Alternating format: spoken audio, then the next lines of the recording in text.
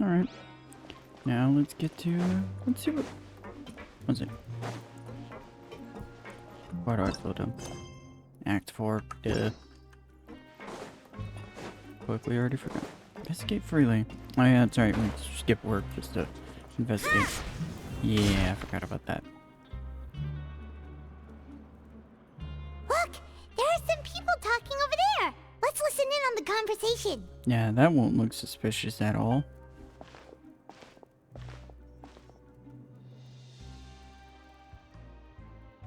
If you ask me, those pompous parasites on the surface act like they're all a bunch of aristocrats. Do any of them give half a hoot about a bunch of dogs like us? Hey, speak for yourself, mate. I'm no dog. Oh, you think you're special or something? If you're here, then you're just a convict like the rest of us. I've heard that even if you're released after serving your sentence, going back to life on the surface ain't any better. Once a criminal, always a criminal. We're marked for life. I don't buy that. Add too real.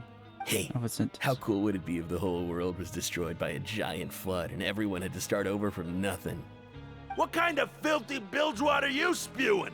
I have family up there. You best shut your sewer hole with talk like that. Listen, Okay. things ain't so great on the surface, but who says that you have to leave? I've heard that you can still stay here and work even after you've served your sentence. Not bad if you ask me. Who wants to live in the ruddy overworld anyway? And what makes you think they want to hire someone like you? It's one of the great mysteries of the universe, how someone as useless as you is so confident.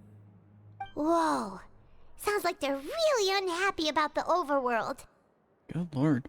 Speaking of which, Paimon never heard anyone use the words overworld or underworld when we were living up there. Is it only something the inmates down here say? I think it's normal for convicts to be unhappy. That's true.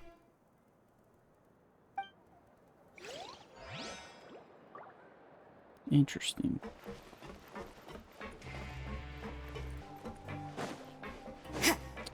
What's going on over here? More eavesdropping? Hey, eavesdropping's a There's criminal a group offense. of people over there. How's that a Let's go criminal listen offense? I'm in. just standing here. So I said, that's not a fuss. Hey, who are you two? Why'd you come over all of a sudden? Sorry for eavesdropping. Sounds like you were talking about something private. What's the matter? They're just looking to join in on our fun, that's all. Yeah. Hey, don't pretend like it's okay for them to just interrupt us like that. Yeah, fine. You're lucky we don't mind extroverts that much. Thanks. You guys are really nice. You hear that, Quisto? What nice! Your expressions tell me you're looking to hear some juicy info, am I right? But before that, it just so happens that I know you two. Uh-oh. Really? Are we that famous? No. More You concern. kidding? How often does anyone get a personal tour led by His Grace himself? Practically everyone was talking about it. Word has it that you also caused quite the kerfuffle. Oh, it was just a little mistake. A little mistake, huh? I like the way you put it. You see, people with a good attitude can join our group anytime, unlike some of the others here. No, Your damn. group? I'm Quisto, and this is Lavaroon. People usually call us the Bombshell Bros, but don't worry. We're not playing with bombs or anything. It's just that our information is always so explosive, Quisto and and we Lavender. blow minds on the Or regular. Laveroon. So, How do you pronounce you his name? two really like to gossip? Whew, you sure know how to embellish. No. You don't get it. Knowing intelligence will make things better for you here. For example, knowing who's working with who has the latest rumors, who's not getting along. Wouldn't you like to know all that? Sure, Luigi. Whoa, all this info's worth I something, can't help you but know? make the joke because he knows their You outfits. should prove you're worthy of it. Assuming I that- don't yeah. mind him. Quisto's always this way. Just play nice and say something to massage his ego. Yep. The welfare They even meals. look like Talk about the them, too. welfare meals. We ate the most incredible welfare meal recently. Oh, right. That meal we had yesterday was super delicious. How was Paimon that yesterday? can still That was taste like a it whenever week she ago. closes her eyes. Is that so? To tell you the truth, I've been helping out with making those welfare meals. I've been working as a kitchen assistant for about a month and a half now. Oh, so you're the one who made those delicious steaks. Amazing. You could be a professional chef. You are correct. I am a true professional. In fact, I even went to culinary school. But enough about that. Since you like my cooking, I guess that means we share similar tastes. Listen carefully. This little bombshell will help you learn what's really going on here in the fortress. Seems he's saying don't be upset. Okay. Listen, kids. The power structure within the fortress is quite complicated. The overworlders couldn't care less about us down here. We're basically dogs to them. You've already met the one person here you should never cross, the Duke, Risley. He knows more than you think. Risley? And if he doesn't care about something, then just he Wisely. often doesn't bother dealing with it. Risley? I guess it's more with the pronunciation. Those who have the Duke's attention get all kinds of special perks. Even better treatment in the infirmary. I know who you mean. It's that Jurier character, right? I don't think there's anything useful about him at all. Why does he visit the infirmary practically every day? Is it normal for anyone to be going in and out of there so often? If you ask me, he's just faking it to get out of work. Oh. But did you know that Jurier was a talented researcher from the Fontaine Research that's where Institute the book before he came came from. here? There's no denying that. I don't care if Possibly. he was a researcher that could turn dirt into Mora. Once you're in the fortress of Meripede, you're just another inmate like everybody else. Interesting. According to Christo, a person named Juro. Excuse my French. Speaking of which, the last time I saw him, he was passing by in the corridor with Lorvine. I also heard they started arguing in the library and got into a fight. Wait, there's right? a library here? Guess that's just how terrible of a guy he is. Excuse You me? mean he hit a woman? Wow, I never imagined he was that bad. Oh, That dear Lord. Lorvine's also quite the odd one, you know? She's always gabbing away, got into a fight with a man, and she also got sent to the infirmary. Come to think of it, I always see her going to the sick bay every couple of days, too. Wait a second. You don't think? Do you think Sitting be in that a tree. I'm just kidding. they're secretly meeting there to go on dates? I was But joking it's really hard with to that. imagine. I didn't think they were going to literally go in that direction After with all, that joke. I do remember seeing Lorvine beat Jurier to a pulp that one time. And we might be overthinking things. Yes. The apple literally hit y'all in the head. So another person who visits the infirmary. Yeah, definitely need to note that down. Ah, worst time to not, for an improv joke, have a pencil and paper on hand. But I'll get the improv joke anyway. Hey, you over there? Oh boy, what's this guy got?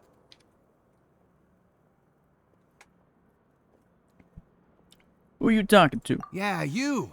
Say, do you like playing card games? You know, like Genius Invocation TCG? I was about to say, even people play down here? You TCG players are like mint in the wild, literally sprouting up everywhere. Hey, come on now. What's wrong with finding fellow Invocation aficionados? Anyway, care to join me for a game? No thanks. We're busy with other things at the moment. All right. No pressure. But why would you be looking for people to play Genius Invocation in a place like this? Don't people usually come here to fight? Whether you're throwing down cards or throwing Hey, punches, it's that's all a fair enough competition, analogy isn't there. it? It's all the same in my eyes.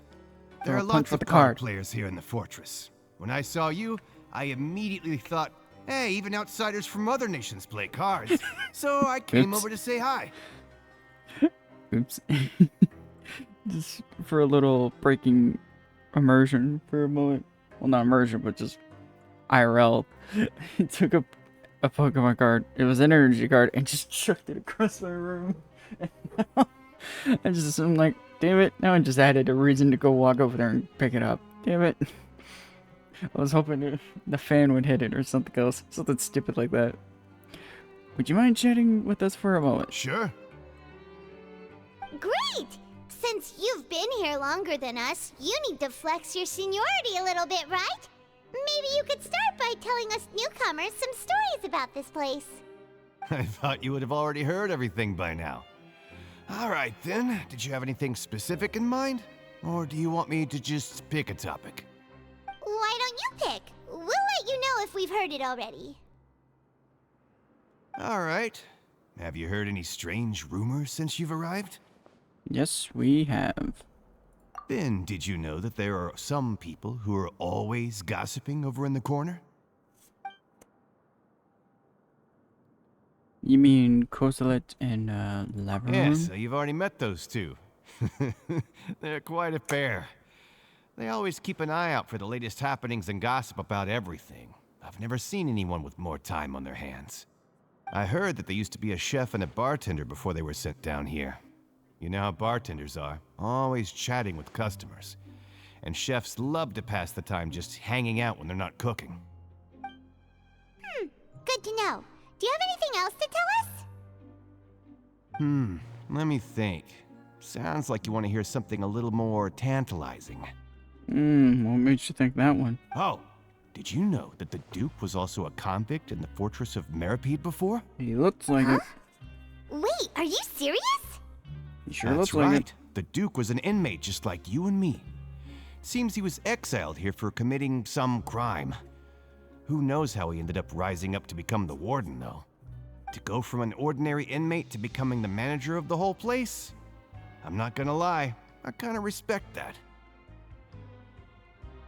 By the way, do you happen to know anything about a forbidden zone? A forbidden zone? Sounds like something that someone just made up. I've never heard of that. Where did you hear about it? It's just a rumor we've been hearing, but no worries if you've never heard of it. Do you have anything else you can tell us? Anything else?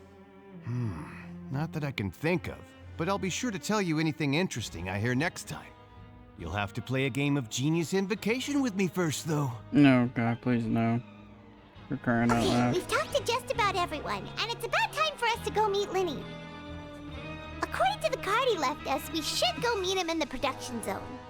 Of course, we gotta go meet him over there. Where else could he be?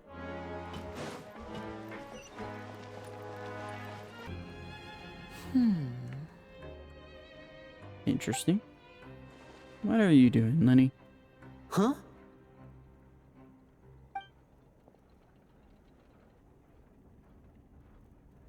That look in your eyes. You found something? A little something, yeah. Hey, this is no time to be modest. Just tell him we found a boatload of information. Alright. Oh, You need a spill as of ink. expected of the legendary duo, you have my full and undivided attention. Huh. I'd have never guessed that myself. The rumors swirling about this place are unreliable after all, and Master Child probably went missing because he found a way out. He is a harbinger after all. I suppose he's much more resourceful than I initially gave him credit for. Unfortunately, this isn't enough for our final report to Father. We need to find out Master Child's exact whereabouts. Father told me that even though Master Child said he was just coming to Fontaine for a vacation, he actually had some personal reasons. His agenda might be linked to his disappearance. The most important thing right now is to catch up to him. His escape route is already flooded, so we'll have to task someone with professional diving skills to chase after him. Well, when you put it that way, it's obvious that only Fremine would be up to the task. Oh, please tell me we get to go diving. Bingo! Is he around? He's working today. Coming here as a group would have attracted too much attention. I'll talk to him about it later. Please do. We're counting on you. It's the least I can do. We're all in this together, so it's only fair for us to fulfill our end of the bargain. Honestly, I'm far more impressed by you guys managing to collect all this information right under Risley's watchful eyes. Because the Collecting W is information has silent. always been our strong point. Now, let me think. To find out more information, Fremine will have to retrace Master Child's original route. And if he's to do that, he'll have to set out on the next pipe cleaning day at the earliest. That's 6 days from now. And after that, he'll probably take another 2 or 3 days to return. You can even estimate how long it'll take for him to get back? We've been working together for a long time. We know each other's capabilities like the backs of our hands. Traveler, what say you to meeting here 9 days from now? We'll be able to pick up Fremine while we're at it, too.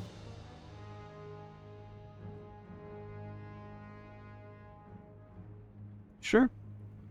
Oh, and there's just one last thing we'd like your help with. Though we can just sit back and wait for Fremine's report on Master Child's whereabouts, we still need to make more progress on the investigation of the Forbidden Zone. Fremine's no master of disguise. Lynette's still working on getting intel from the other areas, and I'll need to spend some time helping Fremine prepare for his diving mission. So, you are the only ones we can count on. What do you want us to do? Will it be hard? Equipment here.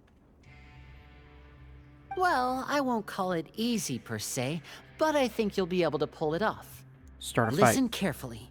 You'll need to find an excuse to get into the infirmary and investigate the room and environs. You've mentioned several sketchy-looking people always meeting at the infirmary earlier, so it probably has something to do with the secret we're hoping to uncover. You've already met the head nurse, so she'll be less suspicious of you.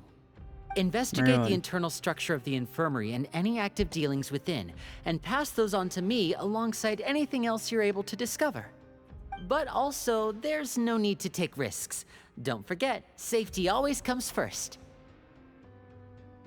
Did you only say that because I'm an amateur? No, when it comes to intelligence gathering, I'd never consider you to be an amateur. Didn't you say it yourself? It's always been your strong suit. I'll believe anything as long as it comes from you. So, please prove your prowess to me once again. All right, then we'll head out as soon as we finish our prep. Let's go our separate ways for now then. Don't forget, we meet here again in 9 days. I Stay hate this safe. angle so much. No, it's not a I hate it because it looks so bad. It's a I hate it because I feel like Risley is watching us. Because the way that angle is. The fact it's pointing down at us Hey, makes stay me think here that for now. feeling. Paimon will take a peek. Yes, let's let the tiny little fairy take the peek. There seem to be several people inside. Let's try and eavesdrop on them first. That Dutch angle was perfect. It made it look like the room was like sideways. I feel like it's not impossible. So...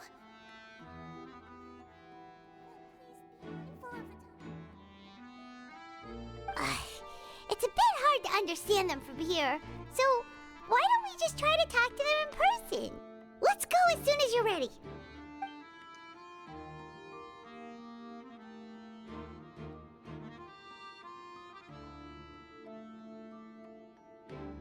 Oh...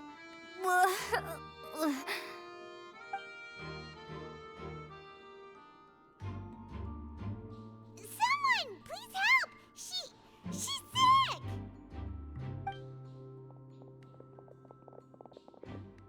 Whoa, are you okay? Oh my! What's wrong, little one? There's no need to panic. Take a deep breath before you begin. The traveler started complaining of a stomachache, and then nausea, and then collapsed onto the ground. Paimon doesn't know what to do! Freezing limbs, twitching fingers, and pale complexion? What is going Could on? it be poison? What is that sentence? Let That me was take just a look. said. Please, lie down over here. Oof, my stomach really hurts. Don't worry, I'll get you to the bed safely. Here, hold on to my shoulder and walk slowly. Excuse me, there is a height difference between you and me. You can do it, traveler! Thank you, I'm sorry. Don't apologize. You're sick after all. Now, please relax. I'm just going to do a preliminary checkup on you.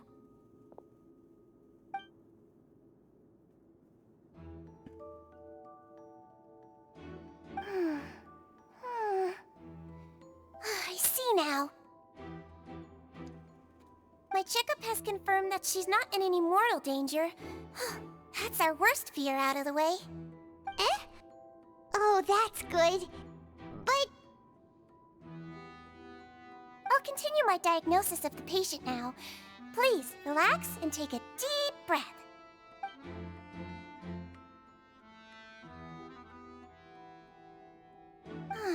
Don't sense serious damage to your organs either. Does it hurt when I press here? It's not too bad. And here? Oof, that hurt a little. Huh? But based on my initial checkup, there shouldn't be a problem here. Oh, how strange.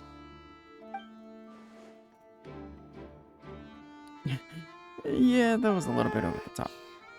What about here? Does this hurt? No, not really. Can barely feel it. Oh. I understand. So that's what it is. What is I that? think you just ate something that disagreed with you. That's all. Nothing too serious. Outside of a pretty bad stomachache when it decides to act up. So that's what it is. Thank goodness it's not anything more serious. And there have been other inmates complaining about the food recently. I'll inform our head chef, Mr. Woolsey, of this problem as soon as possible. Congratulations! Assuming he'll listen. The health risk is incredibly low, so you should recover within a couple days. Why don't you take a rest here while I go get some medicine for you? Miss Levine, I'll have to trouble you to help me look after this new patient while I'm gone. Here Very you well. are. She don't look like the type that would she'll get have into to an wait just argument like or a that. fight.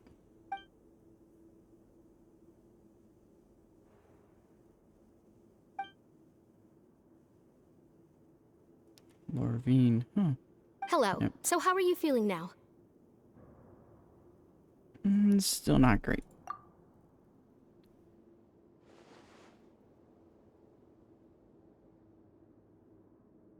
Her stomach ache's really bad. She was stumbling about the whole way here, so Paimon's really worried. If Miss Sijuin says it's not a serious problem, then there's no need to worry. She's the best medic we've got down here. You're only one. It also looks like she's the only medic you've got down here. Yeah, no kidding. Well, that's true. What do you mean that's true? Uh-oh. That's really misrepresenting the situation. Of course I can't speak for the whole fortress, but it's not like everyone imprisoned here is useless, you know? Though they may have committed crimes and gotten locked Oh up here my as a God. result, they still know a thing or two about medicine, and they help Miss Sijuin take care of the sick and injured. Yeah, you're right. But did you have to lecture me about it in front of another patient? Aren't you a patient too? Where did all your energy come from? Damn. That's correct. Sorry, I got a bit ahead of myself. Are you two also sick? We've been sick a while. I come back every once in a while for checkups, and to pick up the medicines Miss Sijuin prescribes for us. That's just the nature of chronic illnesses. As for her... you could say she fancies herself as Miss Sijuin's capable helper because she learned a bit of medical knowledge ages ago. Please watch your mouth, Mr. Jurier. Don't forget that you are the primary reason I have frequent heart palpitations. Hey, don't start arguing now. Please, keep it civil at least.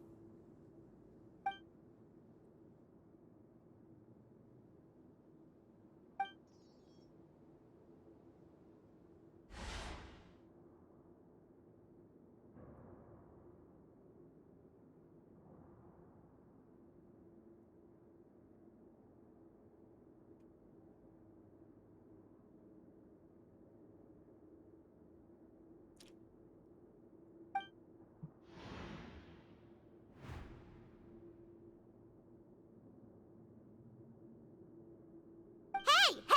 There's no need to fight! Everyone will be released someday, so there's no need to argue over silly things like this! But... Release. It's way too early for us to even think about that. And who the heck knows if we'd even be able to continue our previous lives? Wow. Just giving up, huh? That is a little strange. Why is there a hatch there? Yeah, what is it hiding? Please allow me to end this boring and useless conversation. Oh, and Mr. Jurier, I don't want to see your face here again anytime soon. Oh boy. And same to you, Miss Lorvine. Anyway, that was more than enough rest for me, so I'm going to get out of this excessively noisy place. See you later, everyone. I said there, they're just gonna... He just leave slowly him. walked off like that? That's just what he's like. I'm sorry you had to see all of that. I'm Lorvine, and that's... Well, his name is Jurier, but I hope you'll never have cause to remember his name. You really can't stand him, huh? I mean, can you blame me? Who would like someone who's as arrogant and obsessed with weird research topics as he is? Sure talking about him. But there's no even need to keep dwelling on him. more. I'll accompany you two for a while. Miss Seashween should be back soon, and I'm sure you'll feel better as soon as you've had some of her medicine. Well, thank you for looking after me. No, it's nothing. I'm back! Did you rest like you promised? Thank you for getting our medicine, Miss Seashween. Did you all cooperate with your bed rest? I trust that nobody got up to walk around. Good. Here, this should be 2 days' worth of medicine for you. Take one pill now, and then continue your bed rest.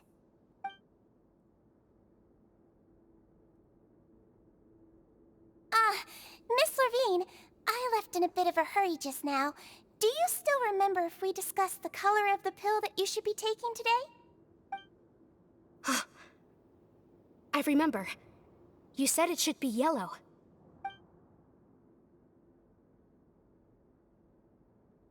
Yellow, huh? I understand. These are yours. Please, make sure to go to bed early after taking them tonight. You'll benefit from a good night's sleep. All right, then I'll also be on my way now. I hope you feel better soon, too. Thanks. See ya!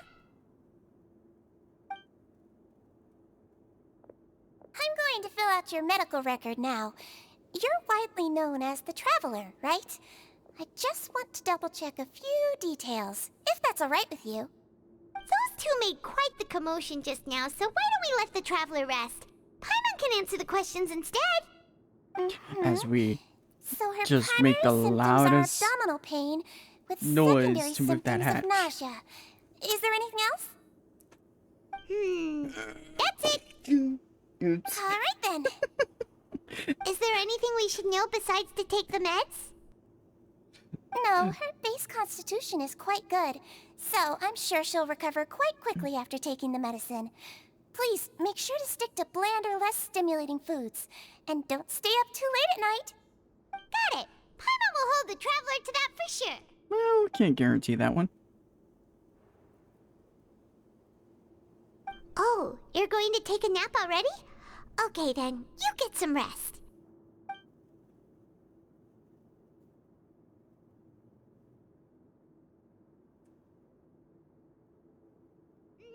We've been to lots of places together. She may look a bit under the weather now, but she's actually super strong. I was about to say, is this bed on the So you're floor? the best of companions. Well, don't worry, she'll recover soon. I can't help but like the design that they went for on her eyes. Such a cool one. You're awake. And the color contrast. It's a nice one. How do you feel? You slept for a really long time, but we never left. Okay, I'm a little confused. Why the camera make it look like we were on the floor, sleeping on the floor? Feel a lot better. Thank you both. Now you can go back without a worry in the world. Remember to take your meds regularly, and remember bland foods. Thank you, Miss Sejuine. Interesting. Very interesting. Alright, we just going to bed You now? really are something. To be able to fall asleep like that and even sleep talk the entire time, you scare I say anything I shouldn't have? No, but you kept mumbling things along the lines of, Pyron, don't take my grilled fish, and put down the Adeptus Temptation now! Why does it sound like you? Paimon talked with Sigewinne the entire time you were asleep. She seems like she's just a sincere nurse, and Paimon didn't notice anything unusual in the room. Are you sure we're not going off track with the infirmary? Maybe not her, but definitely there's some, yeah, weird things about the place.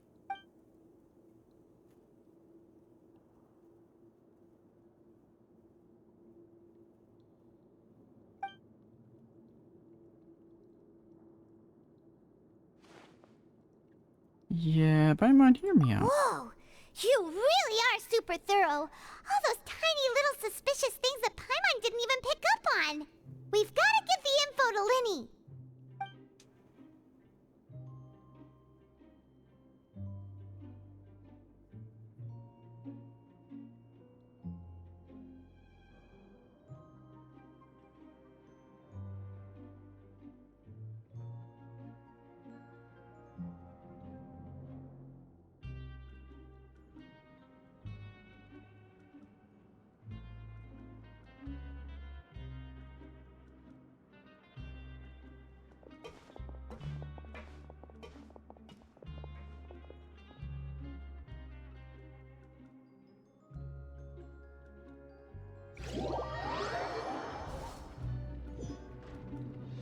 Today's the day. Let's go meet up with Linny. I appreciate that they just time skipped for us instead of making us have to do that.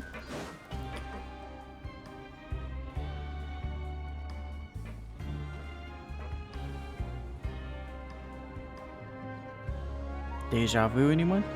Oh, Hmm?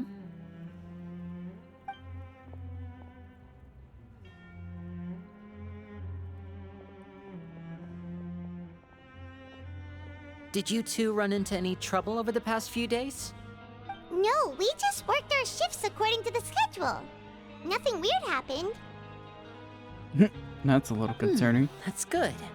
That means you didn't raise any suspicions when you infiltrated the infirmary. We've taken a look at the slip you've sent. Fremine successfully left the grounds via the pipes 2 days ago, and as of last night, Lynette has also infiltrated the infirmary after faking an illness. Wait, why is she getting involved as well? You already went above and beyond when you scoped out the infirmary. To put it more bluntly, even if we were to view that as something you did in exchange for Fremine's help, you've already done more than enough. Infiltrating a guarded stronghold is a different kind of job from a one-off investigation. We want to avoid using the same faces over and over and reduce the amount of suspicion that will fall on any given person. Lynette also felt like you have already taken the first step for us, so she should be the one to finish the job. So that's what Lynette thinks. Oh, Paimon hopes everything's going well for her. I'm not opposed to helping you. Perhaps that's true. You're both very good people, and we've come to appreciate that more than anyone else. Unfortunately, there's still one thing that could get between us, lest you've forgotten. The matter of our respective loyalties. Yep. You've mentioned before that you've had some run-ins with the Fatui. I can understand that feeling, so I assume you're just helping us out of the kindness of your hearts? Well, everyone could use some more friends. We'll be counting on you to help us in the future, too. Well, that depends. That depends on Arlenkino has to say in the matter. Since I see you as friends, then it's even more important for us to protect you from any peril. Fremine and Lynette feel the same way. I get it now. Glad to hear it. I feel Then, like, let's go Arlenkino check would on have a Lynette say in before that Fremine matter. returns. If everything went well, then she should be wrapping up her investigation right about now. Is now really a good time to go over? According to my observations, Sigewinne always spends around half an hour away from the infirmary right before lunch. Lynette knows this as well, so this should be a good time to meet up with her. Oh yeah, we heard about that too. Also, I'm her brother, remember? It's only natural for an older brother to care about his younger sister's well-being. Okay, then Touche. let's head over right away. Very douche.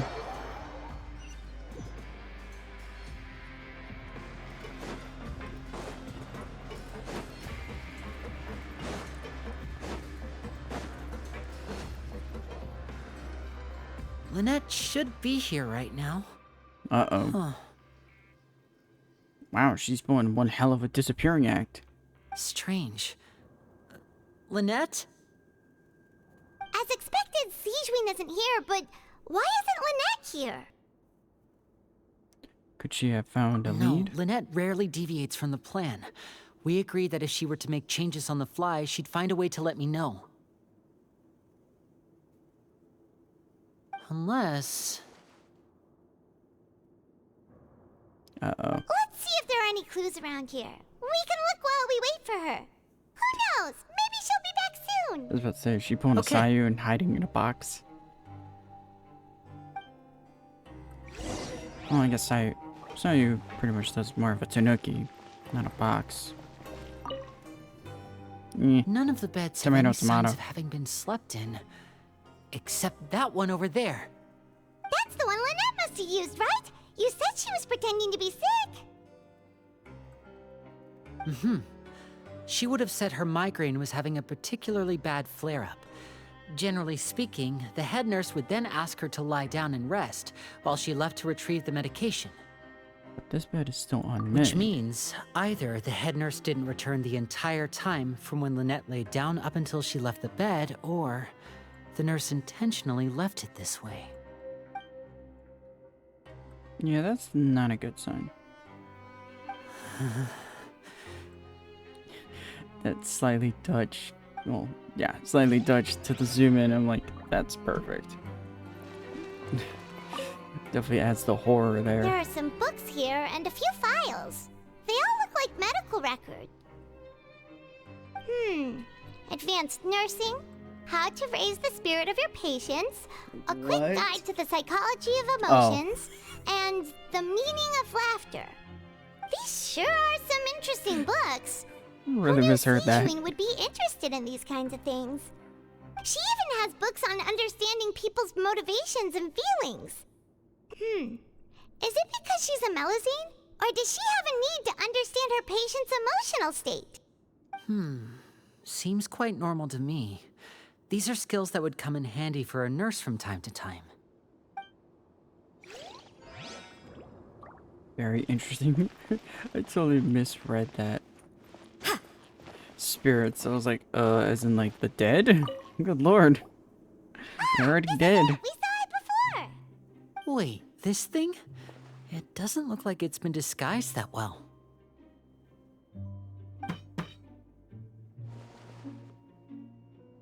The space behind it is empty.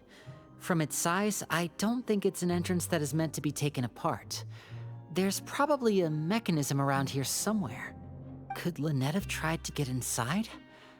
But if that's the case, she would have contacted me for sure.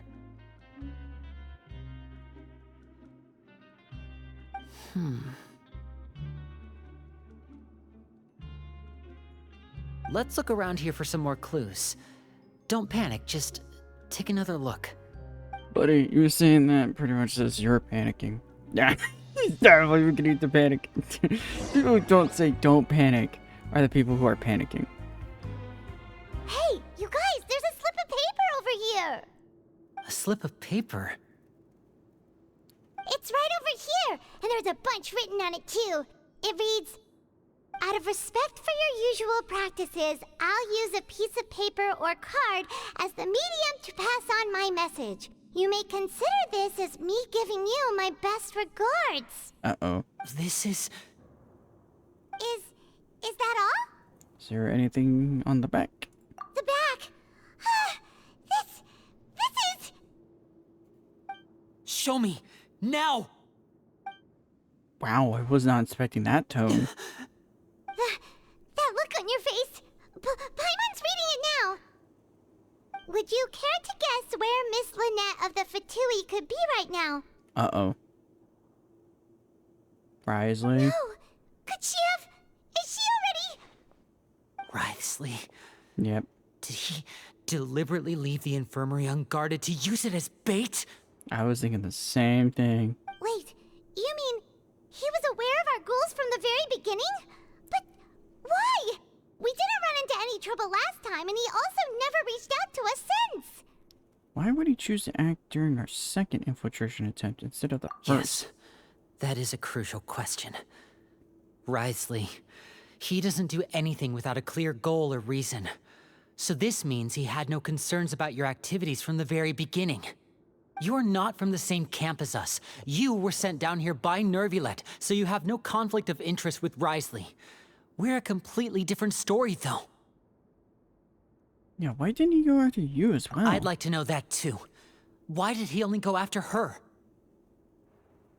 Don't panic. Just think everything over. I have to stay calm. This is not like what happened last time. The situation's different now.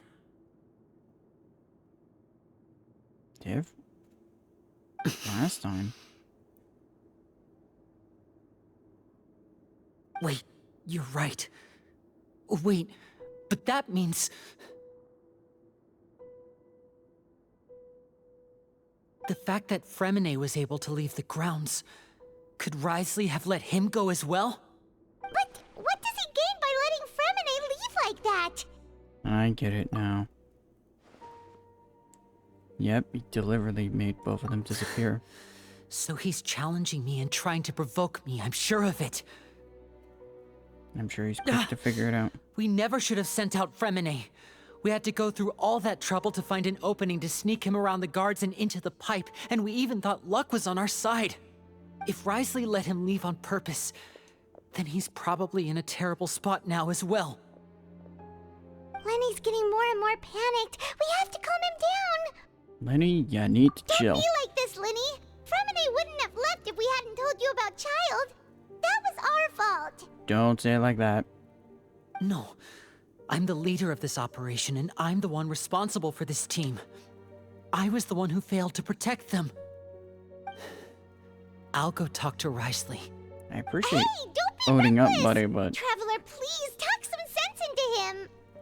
I simply cannot allow Lynette to be abducted again. I have to go. I'll find a way to get them back. Bruh, you need to chill and put your head back on. He's rushed out the door. After him. Good lord. My man not thinking with his head. Uh-oh. You probably should have looked for her. Right. I feel like we still have some room to make changes on these details. It's not impossible, but it'll require extensive testing. Is that so? Very well. Then please be mindful of the time.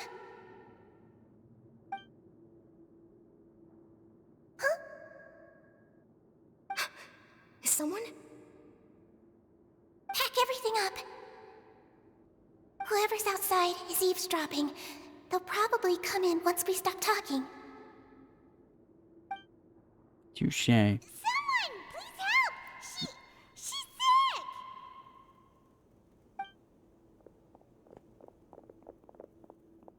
Whoa, are you okay? These two. As expected, they've already found this place. Oh, they are quite sharp. What a delightful turn of events. I like smart people, but I also like playing dumb. I like the feeling of being trusted. Oh, I hate this. Oh my! What's wrong, little one? There's no need to panic. Take a deep breath before you begin.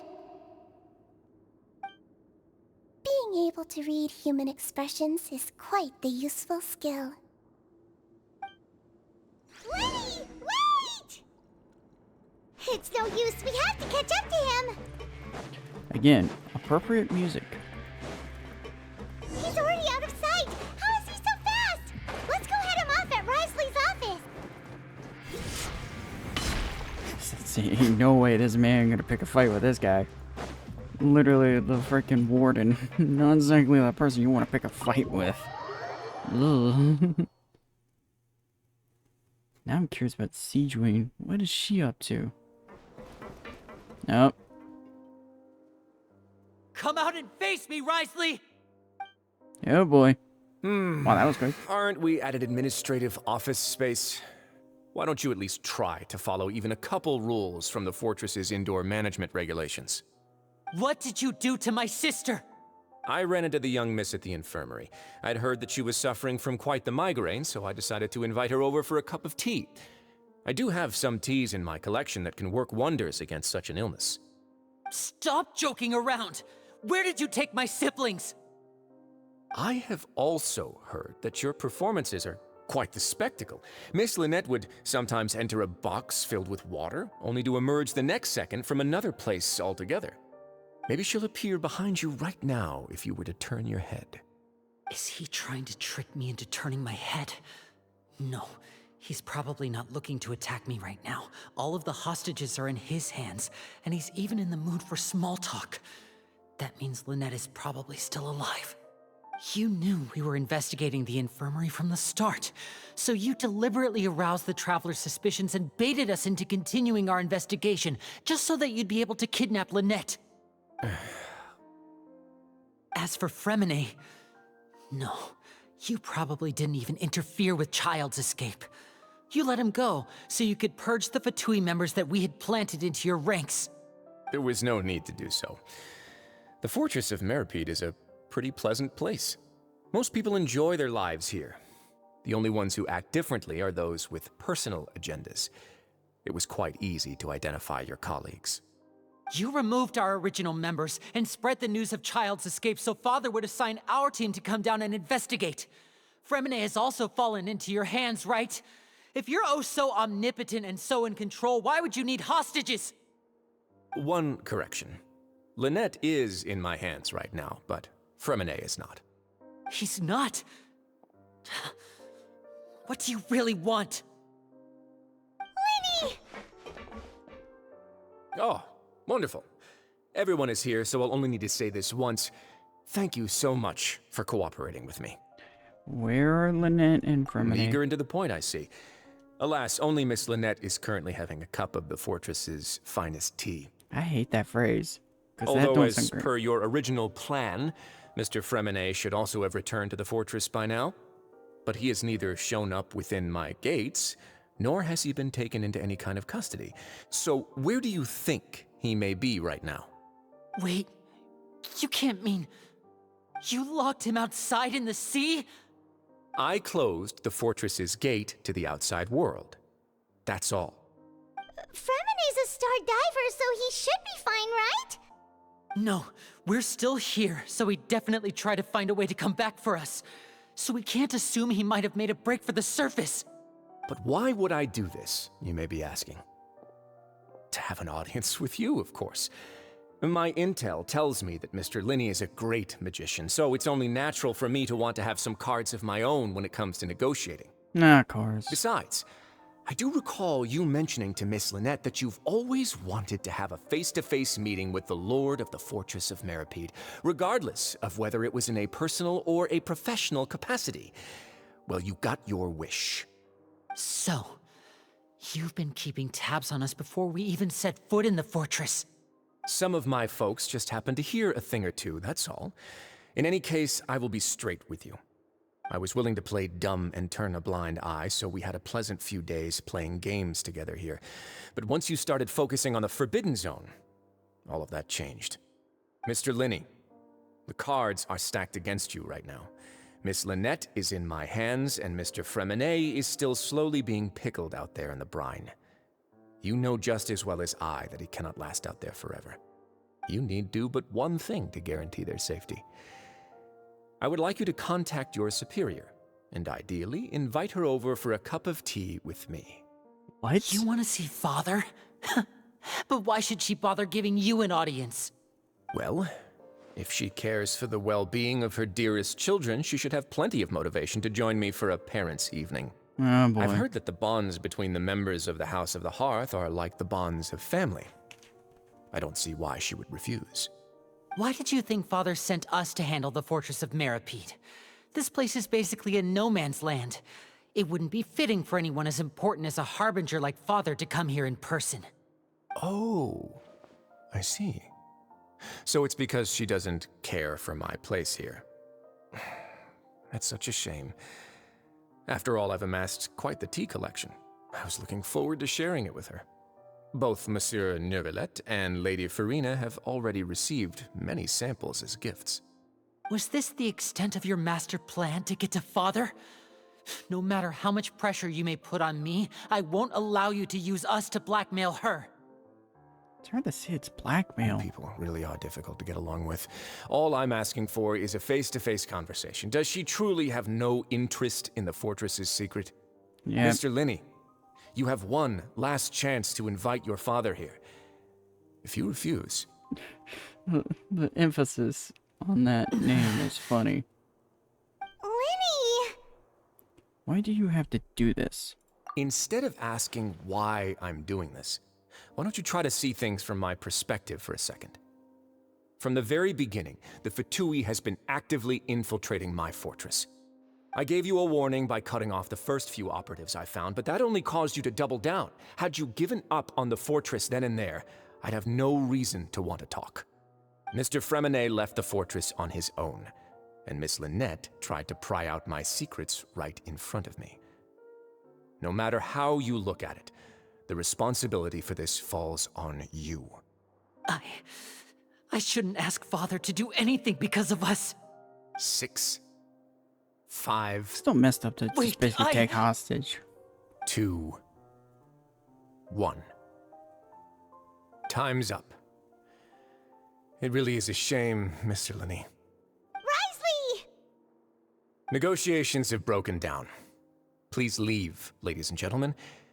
It's time for my afternoon tea. Please wait, can we really not talk about this some more? Yeah, listen to the Traveler. If you can't talk to Linny, can you at least talk to us?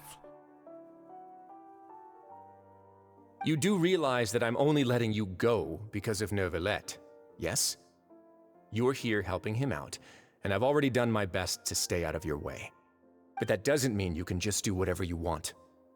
The fortress may be small and remote, but it still has its own set of laws. Please spare Fremenet and Lynette. Then how about this? Those who are capable deserve respect. You've spent quite some time investigating my home turf by now, so why don't you tell me a thing or two about what you found, I'll ask you 3 questions.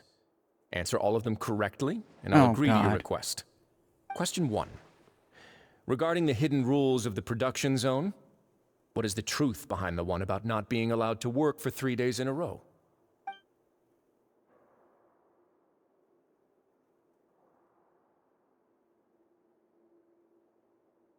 Yeah.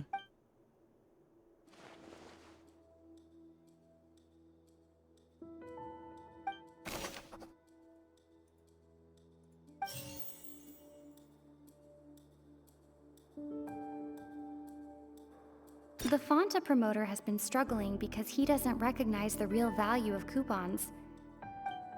I've been told that the infirmary is always empty for the half hour.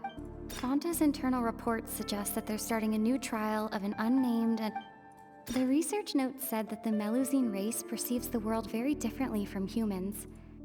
We often see Miss Sijuin observing the prisoners at work near the production zone. We'll see it. Seems like she can perceive the According to Collins, the Pancration tournament only took place because the Fonta company sponsored it. What? What are these answers? I've been told that the infirmary is always empty. The Fonta promoter has been struggling because he doesn't recognize the real value of coupons. We often see Miss Sijuin observing the prisoners at work near the production.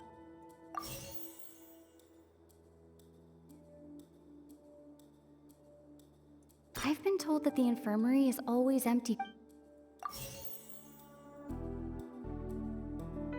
The research note said that the Melusine race... According to Collins, the Pancration... The Fonta promoter has been struggling... Okay, so that last one is the only thing. Fonta's internal reports suggest... No? The research note said that the That is crazy. What? That made no sense how that lined up. Ah, so that's what's going on. Paimon understands it now. Who would have guessed? The hidden rule of the production zone. People are not supposed to work 3 days in a Wait, row. hold on. Where were and you keeping that? if they do, they'll get strange meat in their welfare meal. At first, we thought this strange meat must have something to do with the people who disappeared. But in reality, they were all prepared by Sijween, the head nurse. She often visits the production zone to observe the workers' health and makes a note of anyone who has worn themselves out after 3 full days of work. Out of her sense of duty as the head nurse, as well as her genuine concern for the workers' health, Sijween visits the cafeteria right before lunch and cooks an extra dish for those who can use the stamina boost. Sijween has only the best intentions with her surprise gift and doesn't want anyone to find out about what she does. However, The presentation sucks. Melusines as a race perceive the world differently from humans, and their sense of aesthetics is even more alien to us. The recipients of her lovingly prepared special meals cannot taste the care within and usually just freak out. Are we on the right track? Not bad. You've uncovered Sijween's secret and even guessed her intentions correctly as well. It's nice to know that her efforts have not gone unacknowledged. Oh, All right, that's sweet. now for my next question. Yeah, boy. There are also some hidden rules in the Pancration Ring, including the one that you're not allowed to support both sides of a fight. Why is that? I was gonna say, that's mostly just because no money is made out of that, which is weird. Yep, the blood-covered liquid.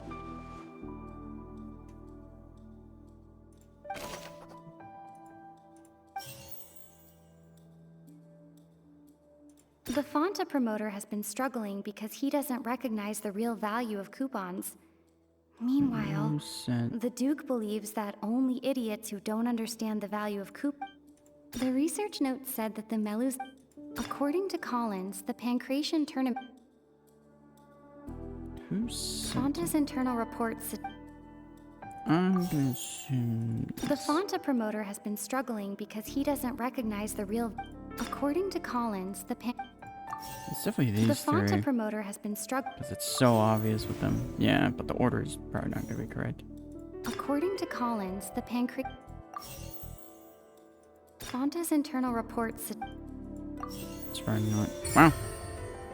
Second guess. Ah! Paimon gets this rule too now, so there really was nothing to be afraid of. That hidden rule of the Pancration Ring is about how, people are not supposed to bet on both boxers at the same time. And if they do, they'll receive a package containing a strange, blood-colored liquid. People get scared when they see it because they've subconsciously begun to associate it with the missing boxer. But really, it's just a bottle of the latest yet-to-be-named and packaged new Fonta trial product. A blood-red drink. It's no wonder even Fonta's own staff were questioning the company's decision-making. The company, facing backlash from its own staff, decided to try to trial the product on a smaller scale to see how it might be received by customers. They came to the Fortress of Meropide and offered to sponsor the Pancration tournament so they could push their new product. But the Duke completely refused to even entertain the idea. The Duke, knowing how valuable coupons are in the fortress, knew that only total idiots who didn't understand their true value would bother buying a Fonta product here. And so, only those who proved their stupidity by being dumb enough to bet on two opposing sides of the same match were selected to receive the drinks. I acknowledge the effort you've put into bringing the truth of this mystery to light.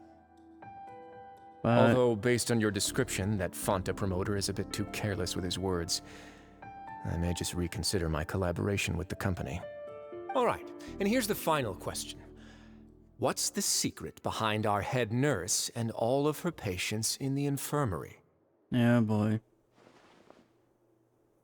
Yeah, that's so weird. Did not collect enough. Stop your cruel and pointless games, Risley! You know that we haven't finished our investigation, so there's no way we can answer the last question. The thought of sparing Lynette and Fremine never even crossed your mind. Jeez, Lenny. You'll pay for this!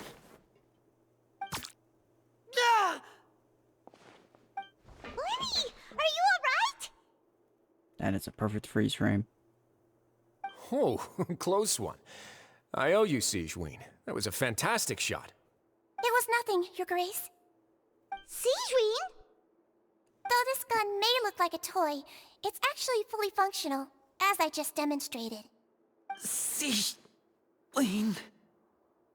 You. Yeah, are you his accomplice in all of this? Not at all. I am merely a resident of the fortress, and thus protecting it is my duty. When Monsieur Nervulet asked me to come here, he told me that my job would be to take care of the well-being of everyone here. I am merely discharging my duties. But if you mean what you just said, then isn't Lenny someone you should be looking after as well? Isn't he a resident here just like the rest of us? Yeah, why not learn a thing or two about virtue from But him? I really am just doing what Monsieur Nervulet told me to do. Everything I did, I've done to protect them. Had I not, they would be in far more dire straits right now. His Grace knows it too, right? Your Grace?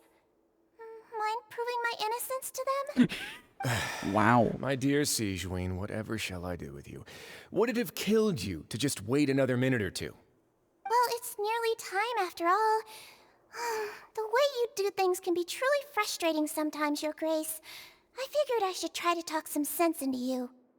What are you talking about? What time? Take me if you want. But let them go. How touching. Can you just give me one more minute? Oh boy. Don't be like that, Your Grace. All right, everyone, calm down. 2 more visitors will be arriving any time now. I'll go get a cup of tea. Miss Sigeween, I leave Miss Lynette in your care. You... What are you doing? I believe I hear footsteps. Yep. You didn't plan on... Some space, please. Ah, Miss Clarande. Dang. My door. Alright. Didn't need to kick the door open. Fremine. Fremine. What's going on? What is Clarande doing here? Yes, part of your job, isn't it? Work. Yep. I'm sorry about shooting you, Mr. Linney. The tranquilizing effect will begin to wear off soon. Please take it easy in the meantime, though. What happened to Fremine? Wasn't he diving just outside of the fortress? Why is he looking like this? These symptoms, it can't be.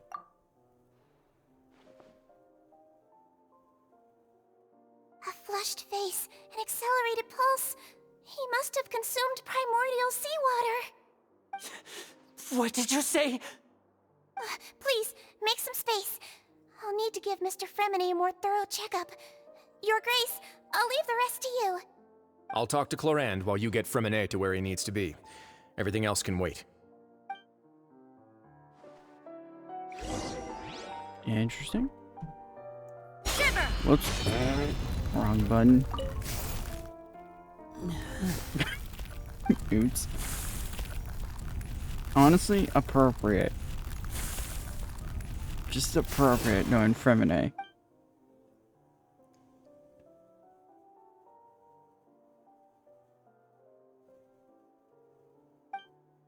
How is he? These symptoms are probably caused by an acute ingestion of a large amount of primordial seawater. Still, his condition is not critical. Of course, it would be best if he stayed for further observation. Let's leave him here for now, and move him to the infirmary once he's recovered a bit more. Sorry. I am aware that the infirmary may not be your favorite place in the world at the moment. We do only have a single clinic in the fortress, however. Why would he ingest a large amount of primordial seawater after leaving the fortress? How could that possibly happen? Please, look after Mr. Fremine for the moment. I'll go fetch some medicine and a respirator. Oh, I'll bring Miss Lynette back with me. Where is she? How is she right now? Oh, she just took a nap in an empty room after I tranquilized her. Okay, thanks. If my That is calculations not. are correct, she No. should also be waking up right around That now. tone does not You match might what not you just believe said. me, but His Grace and I actually made some snacks and tea for her.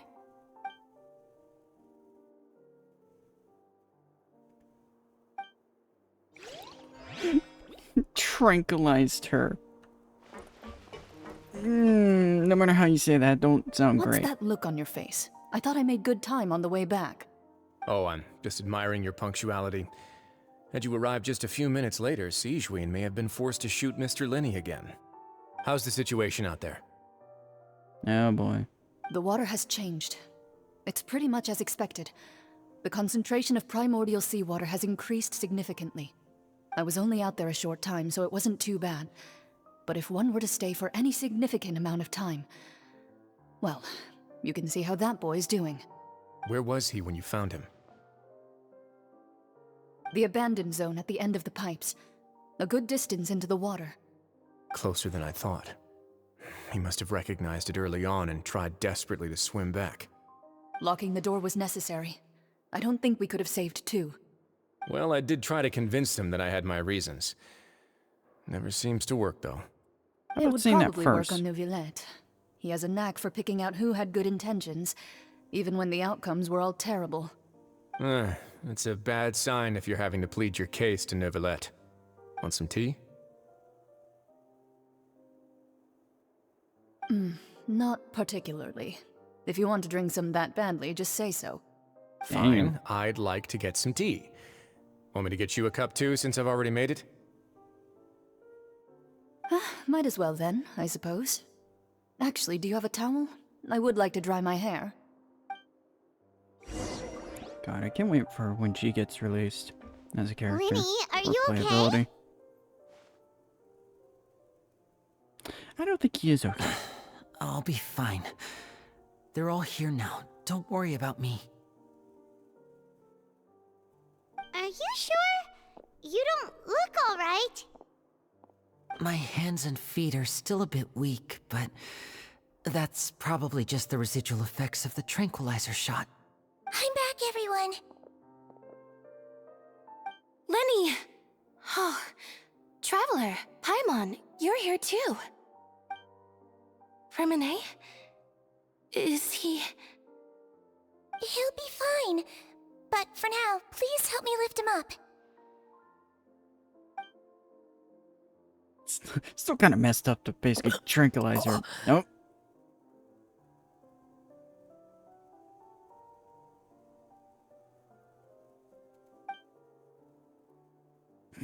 And back to sleep. His breathing's beginning to slow down. Give me a hand and help me get him to the infirmary. Yeah, I'll take him from this side. Lynette, together? On it. Traveler, you seem pretty worried about him. Want to come with us? Very well. He stepped outside. The Duke and Clarande are gone. They probably went to get some tea. The Duke will explain the truth in just a bit. Miss Clarande will need a break, since she only just returned from rescuing Fremine out of the sea. What just happened? Yeah, what happened there? That is definitely a what just happened situation.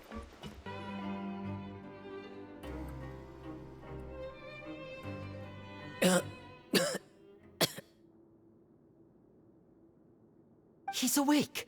Fremine, how do you feel? Linny. Lynette. We're all here. Where am I? The infirmary, at the Fortress of Meripede, Mr. Fremine, and you are no longer in any danger. How do you feel? Don't push yourself if you're not feeling up to it. Traveler. Paimon. It's been so long. The sea. There's something wrong with the seawater. Shh, it's okay.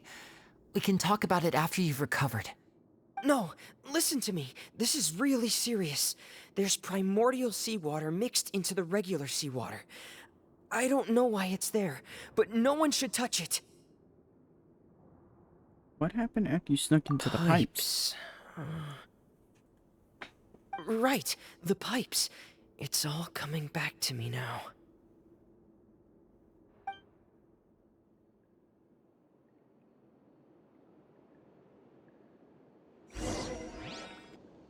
I was wondering when we were gonna have this kind of section of the game. Or this section for this act. If they're gonna let us. I'm in. Seems like this pipe hasn't been used in a long time. It looks abandoned.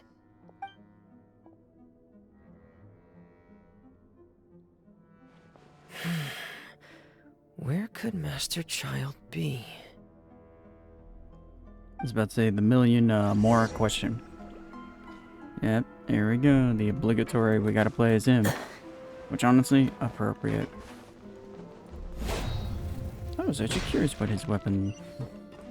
I'm just curious, what is his... Yeah. Of course, they gotta give him the Royal Claymore, of course. Feels like it's just asking for trouble with his weapon. This mechanism looks like it's been tampered with. Could he have done it?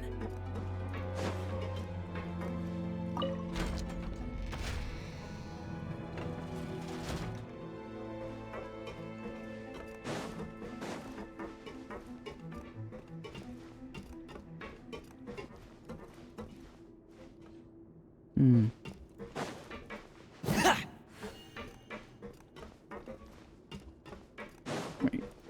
Does this one just turn it? Yep. Rotate.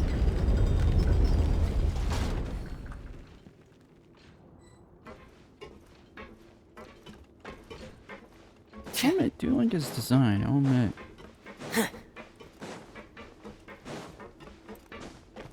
Yeah. What is going on with this room? I assume we're pulling it up. Yep. Again, love the aesthetic for this area. Love the steampunk-ish. It's getting stuck on something. Seems like I'll have to avoid those obstacles while I turn it. I was gonna say... It shouldn't be too hard, assuming the gear works the way I think it will. Oh, let's see if this works. Doubt it. Oh, never mind. It works. Also, really, a pipe is in the way. You're telling me that pipe right over there. Give me 1 second. Because I see what was causing the problem. I was about to say, you're telling me that pipe is in the way. That's a stupid thing.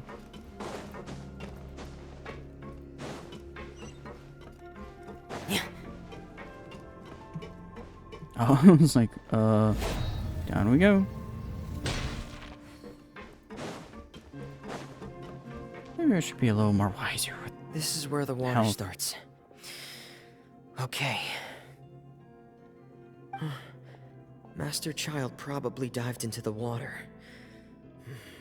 I'll go take a look as well. For a guy who's a master diver, you sure aren't doing the obvious, which is putting a helmet on.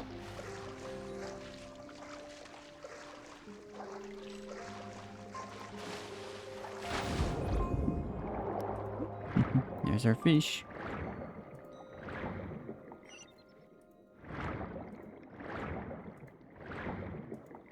Oh, I love this gimmick. The vegetation here is a bit more sparse. These traces aren't natural. A person must have left them, and recently. I should be going in the right... Oh, there are traces here too. I need to keep going. Huh? The traces are gone. But I don't see where he could have gone from here. Wait, what the? First mistake there, buddy. My heart is racing, and it's getting harder and harder to breathe. What's going on?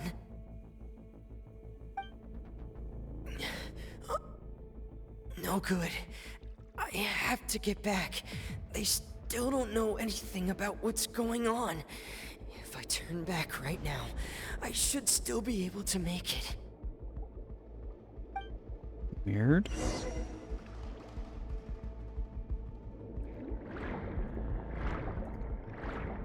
I guess it makes sense why they were giving him this much health. I was like, this seems like a lot of health.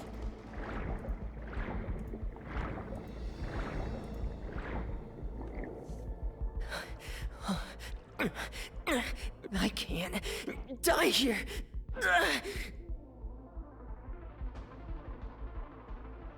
Okay, who's watching him? This is bad. I'm feeling worse and worse, and I'm still underwater.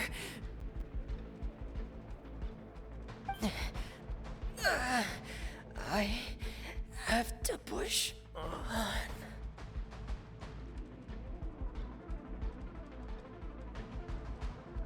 More confused why Clorand was here. And just conveniently there. That is way too convenient.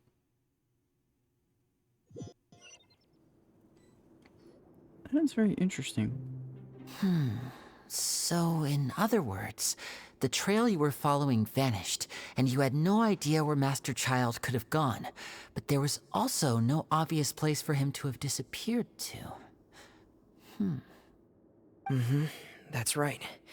I tried my best to swim back, but I had already put some distance between myself and the fortress, and I just couldn't find the strength to keep going. I probably passed out some time after that, and you know the rest.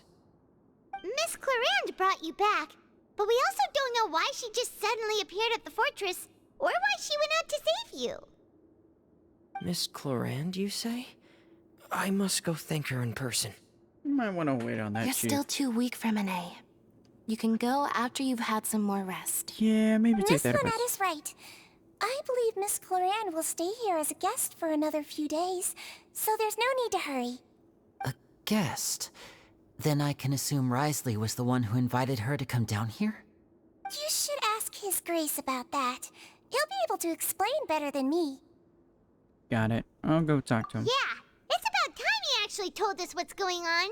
Wanna come with us, Liddy? No, please go on without me. I don't want to leave just yet.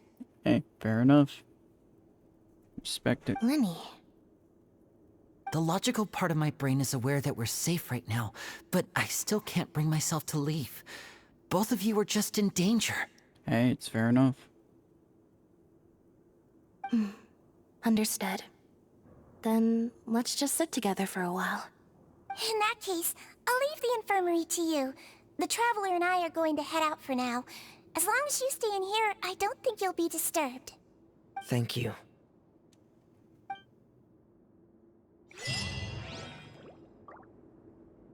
Ah, yes, I appreciate the Swahili.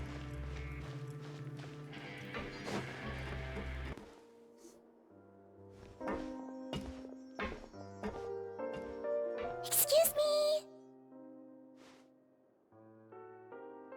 I take it Mr. Fremonet's condition has stabilized? Of course. I wouldn't have left the infirmary otherwise. I've been expecting those two, but might I inquire as to the purpose of your visit, Miss Siegewien? I wanted to check up on Miss Clorand. How are you feeling? Mostly fine, I think. Yep, mostly fine. If you don't mind, I'd like to perform another quick physical exam. It'll just take a few minutes. All right. Thank you for looking out for me. I'll take my leave for now, then. God, that hat. Well, want to explain yourself, Risley? Mm-hmm. Of course, but I'm not partial to the word choice of explain. Yeah, please enlighten How us about as much as you enlighten? like. Where should I begin? How about you start by asking me any questions you have? You can start with whichever one you'd like to get answered the most. Then Paimon will begin. Did you know about Lenny's goals from the very beginning? Oh, I'm not surprised you didn't. No. I just knew they were Fatui operatives sent to the fortress by the Knave. As for their specific goals, I only figured those out as you made progress on your investigation. You managed to monitor and stay ahead of them even though you didn't know what they were trying to do? They came here with ulterior motives. I'm quite adept at discerning what that kind of behavior signals. And why didn't you stop them? Initially, I thought their goal was just to investigate Child's disappearance. Linny suggested that I had deliberately let him escape, but in truth, I didn't really do anything special to help or hinder him while he was here. Everything he did, from finding helpers to leaving this place, he did on his own. Of course, it's inevitable that the Knave would make a big deal out of her fellow Harbinger's unexplained disappearance. I'm also quite curious about where that Harbinger went, so I figured I might as well let the Fatui do their own investigative work. All I care about is the answer. Fair enough. So you were hoping Lenny's group would just do your work for you! You make it sound like that's a bad thing. Unfortunately, things didn't go as planned. I assume that Fremine has told you already, the ratio of primordial seawater around the fortress of Meripede is on the rise. The Forbidden Zone has always been Linny's target, and you got roped into that investigation after running into him. I began to intervene out of concern for your safety, and also to prevent the fortress from becoming entangled in more irksome matters. Are the rumors true? That you're also a former criminal? He looks like it. Now, why would you put it like that? Isn't staying here all day and serving as the manager of the fortress a kind of sentence unto itself? Another form of prison? I just happen to have some support from the rest of the inmates. That's all. I choose to disbelieve that. Paimon wanted to ask, who invited Cloran down here? Me, of course. I paid her good mora to come down to the fortress for some field work. As a champion duelist, Miss Cloran could be considered to be an independent party. I needed to find an exceptionally capable person to help me get through the impending crisis. And saving Fremine was part of that crisis? You can think of it like that, yes. Credit where credit is due, that boy is quite adept at diving. Had conditions not been as hostile as they were, he probably would have found the missing Harbinger already. What's inside of it? That's not something you should be asking after. Neuvillette only asked you to investigate Child's whereabouts. Yeah, but then... All I need to prove to you is that the Forbidden Zone had nothing to do with the Harbinger's disappearance. That should be clear now that you've spoken to Fremine. But we've already uncovered that there's something wrong with the infirmary, and we've answered a bunch of questions that you threw at us. Isn't it about time that you answer our last question in return? You make a compelling case. Do you really want to know the answer that badly? Yeah, Paimon really wants to know. Even if the truth may not be pleasant? Yeah. We've heard plenty Follow of me. ugly truths. Trust me, buddy. Trust me. I've heard enough ugly truths, and you ain't gonna like them. Trust me. Especially one that should not even be remembered.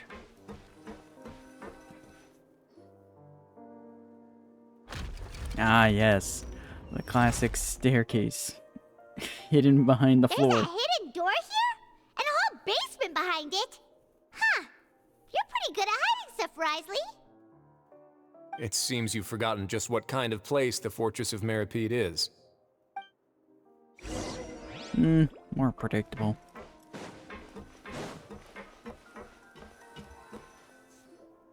Stand on the central plate.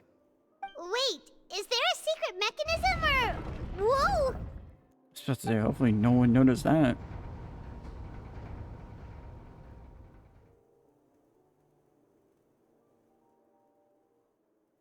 Watch it be like the previous Hydra Archon's remains or something like that. So, this is the Forbidden Zone? Honestly, for a place so well hidden, Paimon sure doesn't see anything special. And that is... What a huge door! There are 3 such isolation gates in total. Generally speaking, I'm the only one who's allowed to go inside. Hence the name Forbidden Zone. Yeah, thanks for Am I spawning correct out, to assume genius. you're going to run on back and tell your little Fatui friends everything?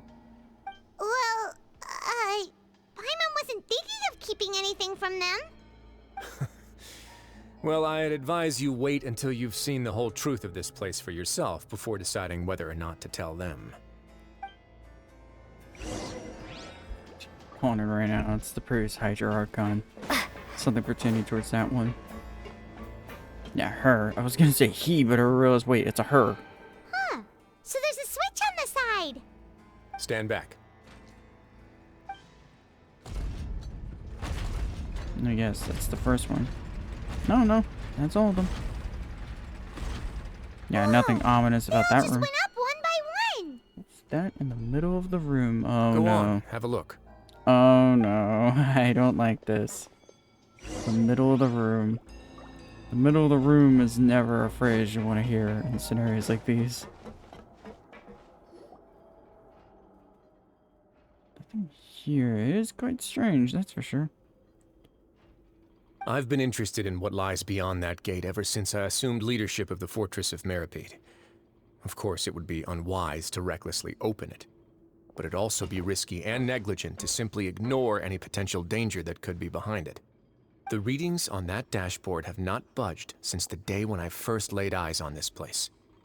But over the past year, the needle has crept upwards from its original position, likely because some parameter it's been tracking has changed, if only infinitesimally. Normally, I would have ignored it, but I happened to have some free time when I noticed it, so I investigated. Any guesses what the reading could be tracking? I was gonna say, it's either one of these two, water pressure or temperature. Very reasonable guesses. I've considered both of those as well. Unfortunately, our dashboard is tracking something less ordinary. The temperature should vary with weather and climate changes, so for something that rarely shifts, the water pressure is more likely.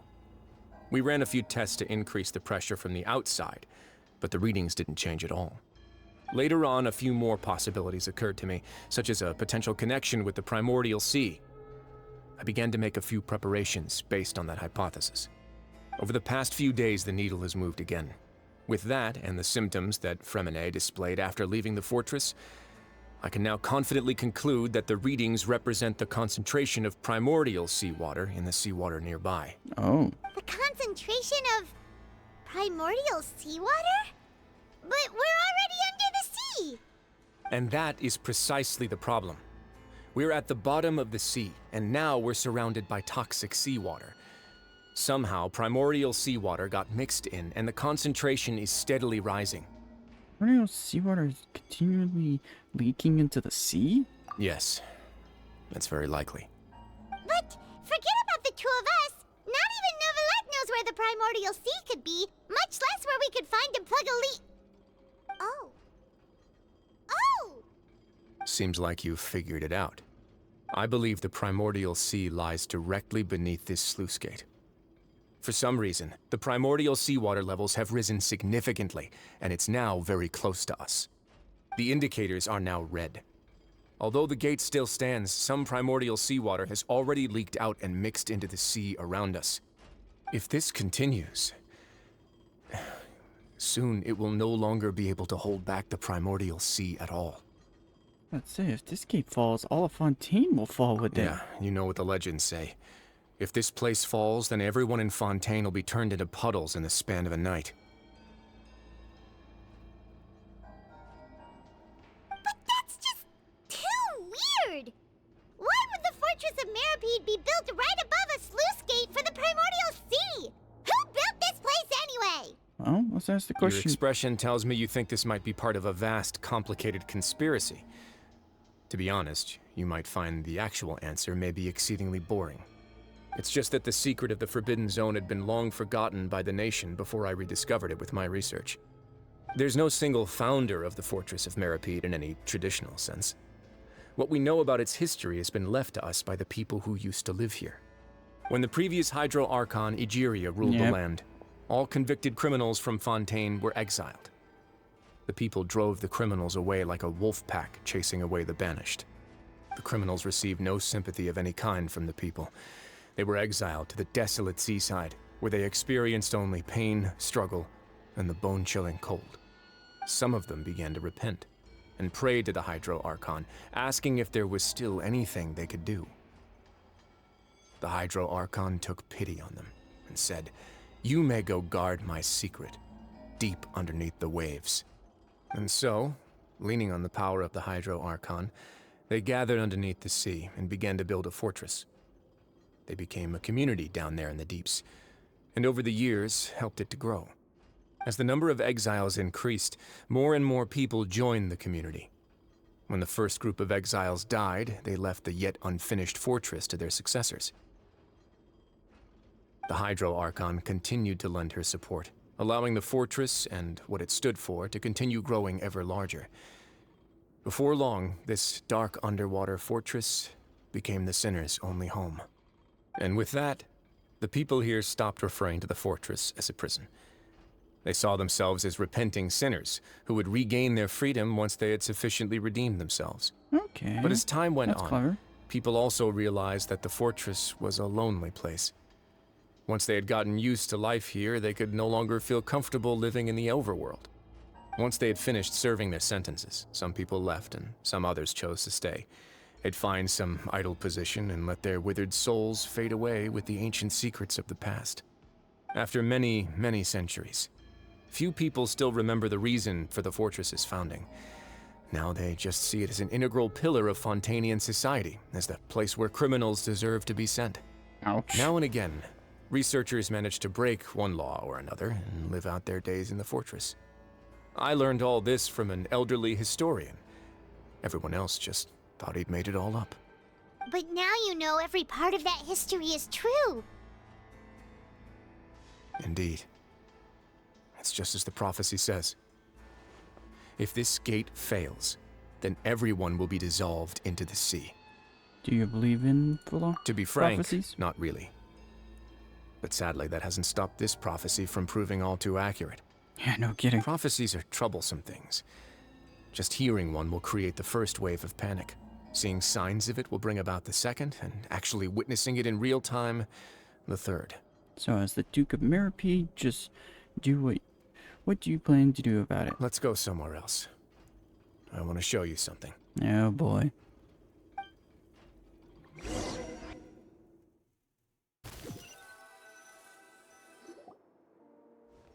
This is it.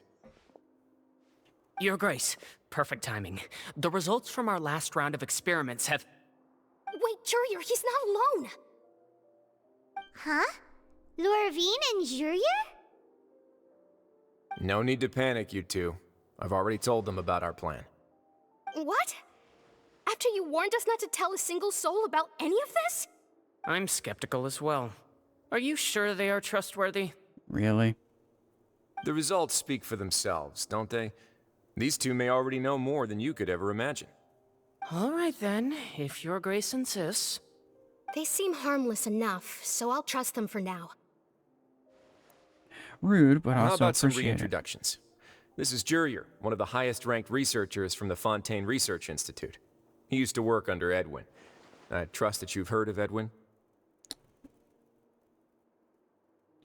Ed who? He's the one who blew the whole institute sky high. Oh. Everyone knew he was a bit crooked in the head, but you're not a local, so I guess it's possible for you not to have heard of him. Edwin's main areas of research were archaeum and gravimeters. As his assistant, Jurier is quite familiar with them as well. I hired him to be my technical consultant. You want to blow up the Fortress of Meripede? Ah, what a lovely idea. I'm already imagining it in my head. But that won't help. Gotta admit, I'm tempted as well. Yeah. Guys, focus! Focus! Yeah. Not the result. That taskmaster over there is Miss Lorvine, and is also one of my technical consultants. While Jurier used to be Edwin's assistant, she used to be Jurier's assistant. Ooh, are they together? Was that really necessary? See, everyone keeps asking this question. Are you too sure you're not a couple and just using your work as a convenient cover? Your Risley's Grace, face there I am was not perfect. in a relationship with this man. If I dated her, I'd officially be madder than Edwin. Dear Lord. Jeez, forget I said anything then. Follow me. Whoa, there's another door that goes right up. What is Your that view? constant amazement makes it seem like the fortress can do anything. Well, it's rare to see places like these. It really is. But Paimon really thinks everything's super cool. Can't really complain. Is this just a normal room? Well, let's spice it up a bit. And here you go. Whoa. This is What a huge ship! a ship This is also a in a production zone fortress? that Paimon's never seen before. What's going on? How much do you know about Fontainian history? Not much at all. Well, then maybe you haven't heard the story of ancient Lemuria. To give you a quick rundown, Fontaine used to be ruled by the Lemurian dynasty. According to legend, the Lemurian king Remus came to this land after being inspired by divine revelation and found the seer Sibila, who had taken on the form of a golden bee. Taking the golden bee with him and riding on a huge ship, the Fortuna, he created his nation above the surging waves. He called his nation Lemuria and used the Fortuna to incessantly search for new tribes and islands, calling on them to join his empire. There's a ship in this story too? Where there's water, there'll be ships. People believe that hope can always be found at the end of a voyage. Do you Perfect believe analogy. that too? To a point, I think. As you've already seen, I have a whole factory's worth of labor, materials, and technology at my disposal. Certainly can't hurt to give it a try. So the moment I began to speculate that the primordial sea might lie underneath the gate, I also began this project. Were you inspired by the legendary Fortuna? Maybe. Fontainians need something to hold on to cope with the impending disaster. This is a plan for the ages. Were the workers to find out the truth behind this ship, riots would destroy the fortress faster than any catastrophe. Hey, that's fair As enough. the fortress's administrator, I'd never make such a reckless call. Alright, that's enough talking for now. I'll need another 3 cups of tea to soothe my throat. Do you have any other questions? Seems like you're good. Come on, I'll take you back. That is interesting. I'm actually curious what that story about the bee and all that is about. What's that parodying off? Or inspired by? Because that leave sounds you like a here for now. true thing. Oh! Like in the real world thing. Thank you so much. No worries. But don't forget, it's up to you whether or not you want to share what you just saw. What you do from here on out will likely affect those 3 as well.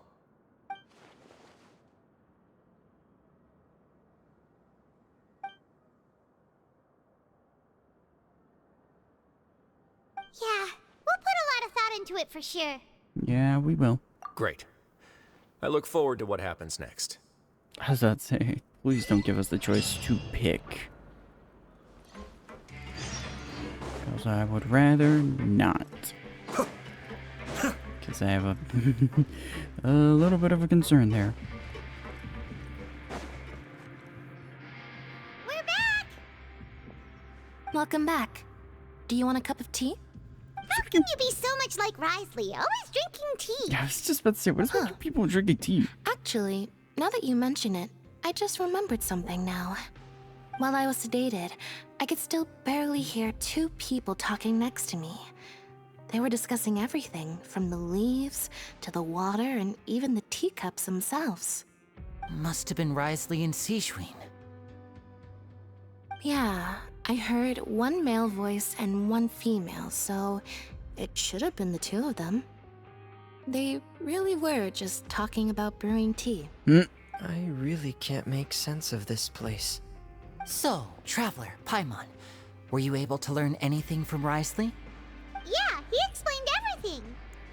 Very well. Then, would you mind checking your answers against my speculations? And he sounds like more like his old self. Yeah, I took the time to rest, so I'm feeling a lot more relaxed now. Nobody else is around, and Miss Sijween is also busy with something or other, so let's just talk here. All right, then I'll posit my theories. I asked myself 3 questions. Firstly, why was Fremine affected by the primordial seawater? It was because he dove into the sea. My theory is, the long-lost primordial sea is probably very close to the fortress of Meropide. Ouch. How accurate that is. Whoa, he's good. He got that right on the first try. That's our Lenny. Secondly, Wriothesley's attitude changed dramatically during the course of our stay here. He ignored us completely at first, then suddenly roadblocked us. Why? I spent quite a long time thinking about this. If he has been monitoring the Fatui since the very beginning, he probably ignored us at first because he was hoping we could find Master Child for him. What's more, the Fortress of Meropide is not part of Fontaine's court system, nor does it report to Iudex Nervulet. Wriothesley is basically the king of a no-man's land. As long as the fortress doesn't do anything about Master Child's disappearance, Father can use it to pressure the Fontaine authorities. And while the two factions are pitted against each other, Wriothesley will be free to move between the parties of interest. If I had to guess, he probably has something that he's working on himself. It's likely related to the secret of the infirmary, but I just can't think of what it could be.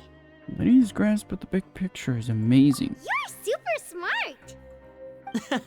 Thanks so much. Then finally, there's the last question.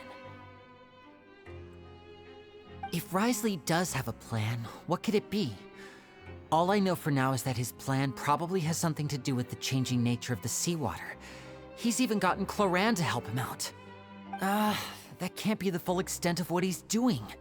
There's probably a secret passageway behind the block in the infirmary, and there's something big in the fortress that most people here never get to see. He has a bargaining chip, and it could be important enough for Father to deal with him directly. I don't have enough information, so I have no idea what his chip might be.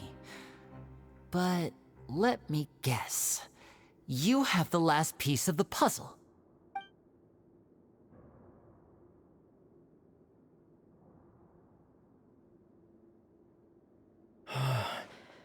I can't believe it. The sea will engulf everyone. Just like the prophecy said. Could Wriothesley have wanted to meet Father to figure out a way to deal with this crisis? If you remember, I once mentioned that Father sees the House of the Hearth as her base of operations, and she truly wants to resolve the crisis. But how could Wriothesley have known that? Or perhaps he didn't know, and just wanted to bring Father over to his side? Which could be why he said he just wanted to negotiate. Yeah, that makes sense to me. I understand your concerns as well, Traveler. I'll figure out a way to pass this on to our father. No matter what, we're on your side. The two of you have That's a already vote of aided us confidence. far too much. We probably wouldn't be standing here right now if not for you. If you ever need anything else going forward, please come to the House of the Hearth at any time. Though you may not share the sentiment, after all that we've gone through together, the three of us basically see you as family now. That's sweet. In You a way. have my gratitude. Somewhat sweet. Thank you for protecting Lenny when it really mattered. And thank you for sharing the secrets of the fortress with us. We didn't think you were going to do it. Why are you being so formal all of a sudden? We can work it together again if Given your necessary. strength, you might not need our help at all. But if you are ever in danger, we will try our best to protect you. Aww, the sound of that makes Paimon feel all warm and safe inside. Now that makes me wonder a question. What was that? Paimon's hungry. Why am I not surprised? Oh, you've done so much already. Go get some food. Alright, then we'll catch you guys another time. I was about to say, this feels way too calm and peaceful. It's time for dinner. Welfare meals now being served in the coupon cafeteria. Come on, let's go pick up ours as well. Traveler and Paimon, over here.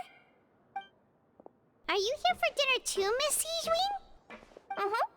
And I'm taking the opportunity to prepare Miss Cloran's dinner as well. Huh. You're right. She's actually sitting in the fortress cafeteria. Yeah, nothing's What would changed you there. like to eat? Huh, we can choose? Yep, you can. I've already talked to our chef, Mr. Woolsey. It's all on me today, so you can get whatever you'd like. Both of them sound great. Me too! Don't forget Paimon! No problem. Just leave it to me. I'm just like looking at Siegewine's design and I'm just like, what part of her design is part of her gameplay? Because I'm curious. The little thing on her waist that's part of the heart makes me wonder that question. Delicious. Free dinners are the absolute Is best. this how it feels to be freeloaders? Wait a second, we did do plenty of work after all. That's smug look. Feeling full yet? How's the food? Delicious. Exquisite. Thank you. I'm so glad to see you all so happy. Oh, see, the expression on your face just now? The muscle here just moved, which suggests that you're feeling quite relaxed at the moment. Siegewiene, do you do this to help your patients or to better understand human beings? A bit of both, I suppose. I'm a Melusine, which means I'm very different from human beings. I must know what you're thinking if I want to take good care of you. That sounds so alien-like. You're really good at taking care Not of like people. in a rude way, Even but though just you're like so short, you ironic still way. talk and act like an older sister. Even though she's short. Really? You're reminded of an older sister? That's great to hear. Oh, and what did you mean back in Risley's office? When you said that you were protecting Linny and his siblings as well? Oh, that. I just asked His Grace to look out for those children, especially that diver boy. I was getting a bit worried after hearing that something was wrong with the water. Thankfully, Glorand is very strong and managed to save him in the nick of time. His Grace also sealed the pipes after Glorand left, to make sure that Linny wouldn't impulsively chase after his brother. Although the path was blocked, we still stationed some guards there to stop anyone from approaching. They were instructed to only open the door once Miss Glorand had returned. Oh, and I was keeping an eye on Mr. Linny as well. We had to press him, but we couldn't allow him to be in any real danger. You were all super considerate and really thought everything through. It's just what we do down here at the fortress. Got a plan for At every least this has been precaution. His Grace's style for as long as he's been the leader. Oh, I really wish Monsieur Nervula would come down here more often too. I feel like he'd like it here, with all the darkness and chaos. Yeah. Yeah, I can't imagine him being Get outside a his good office. night's rest, you two. You both worked very hard.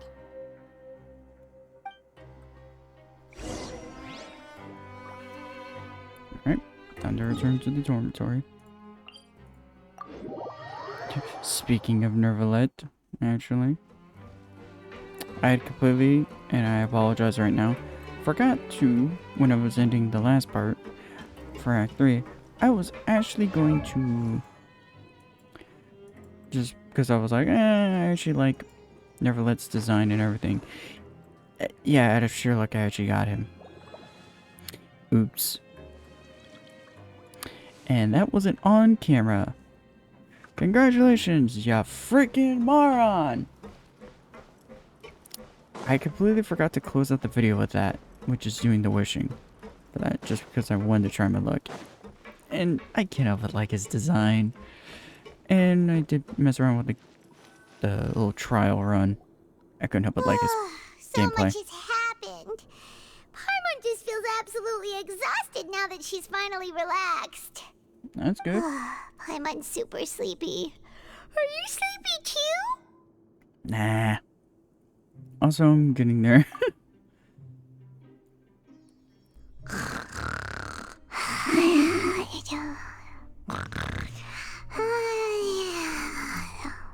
I was like, what is going on?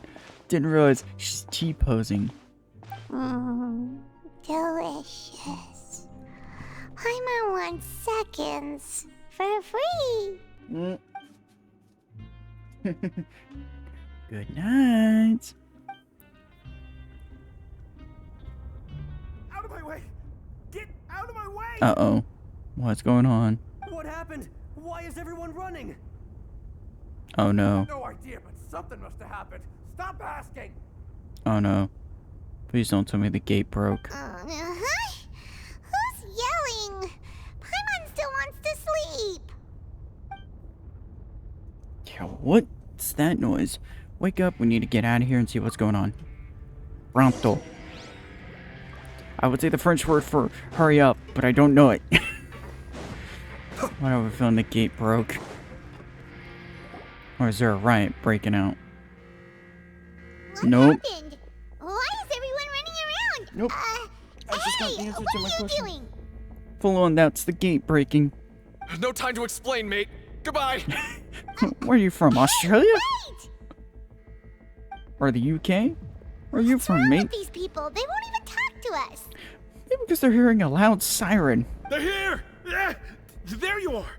Uh-oh, they're here? Oh, thank goodness! Who's here?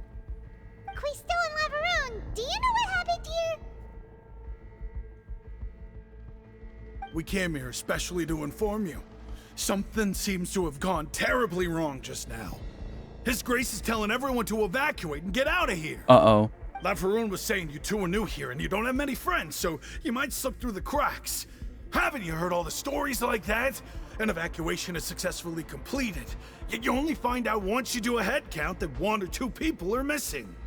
Wait, weren't you the one who brought that up? Why is it suddenly my idea? Hey, shut up! Okay, whatever. The point is, you should come with us. You said His Grace said to evacuate outwards? Yeah, he said to get as far away as possible, upwards and outwards. Then that means whatever must have happened below. Oh no, yep. It's the gate at the very bottom. It can't be that thing! Whoa, wait, what? What? Hey, where are you going? We have to go find the Duke! You two just go and get out! Go on without us! Hey, hey! Be careful! Attention! Please evacuate upwards and outwards, upwards and outwards. If you're already at the topmost layer, then try to move as far outwards as possible. Yep, I had the feeling, because I was like, this seems a little too suspicious. This seems too convenient that it's blaring out.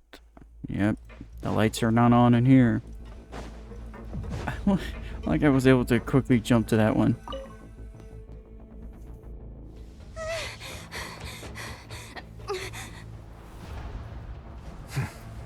They're here.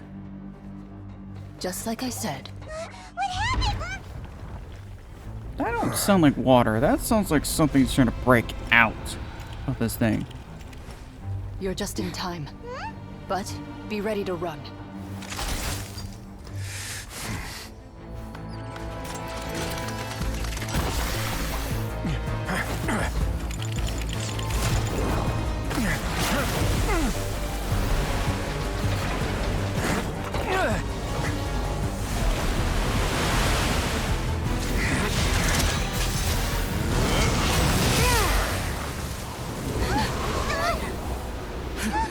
Those are some hella cool gauntlets. But that won't hold it. Ain't no way that's holding it.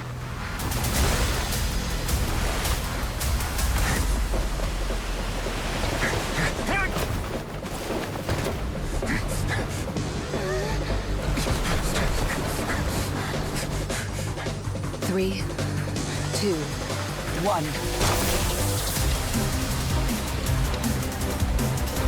And it makes sense for those doors to be there. Oh, nice move, Andy.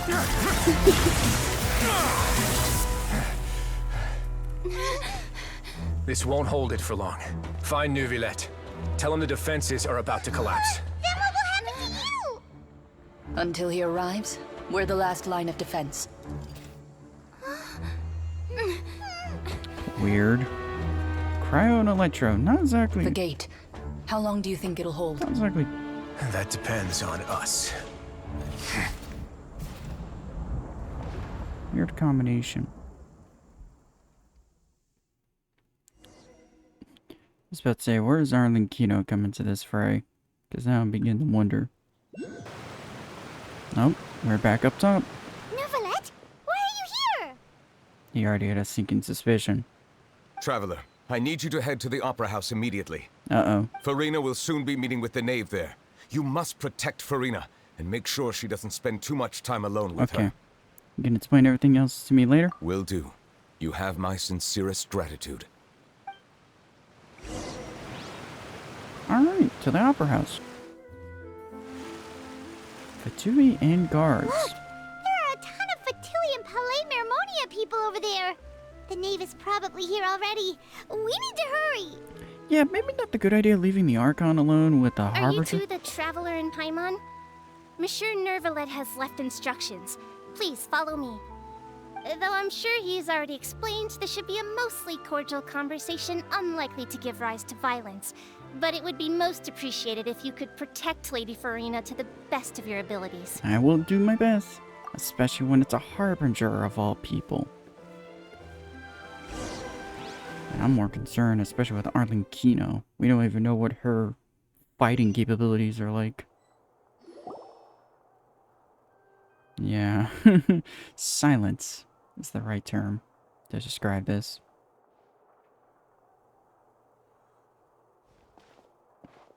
Oh, so you two are the honored guests Miss Farina mentioned.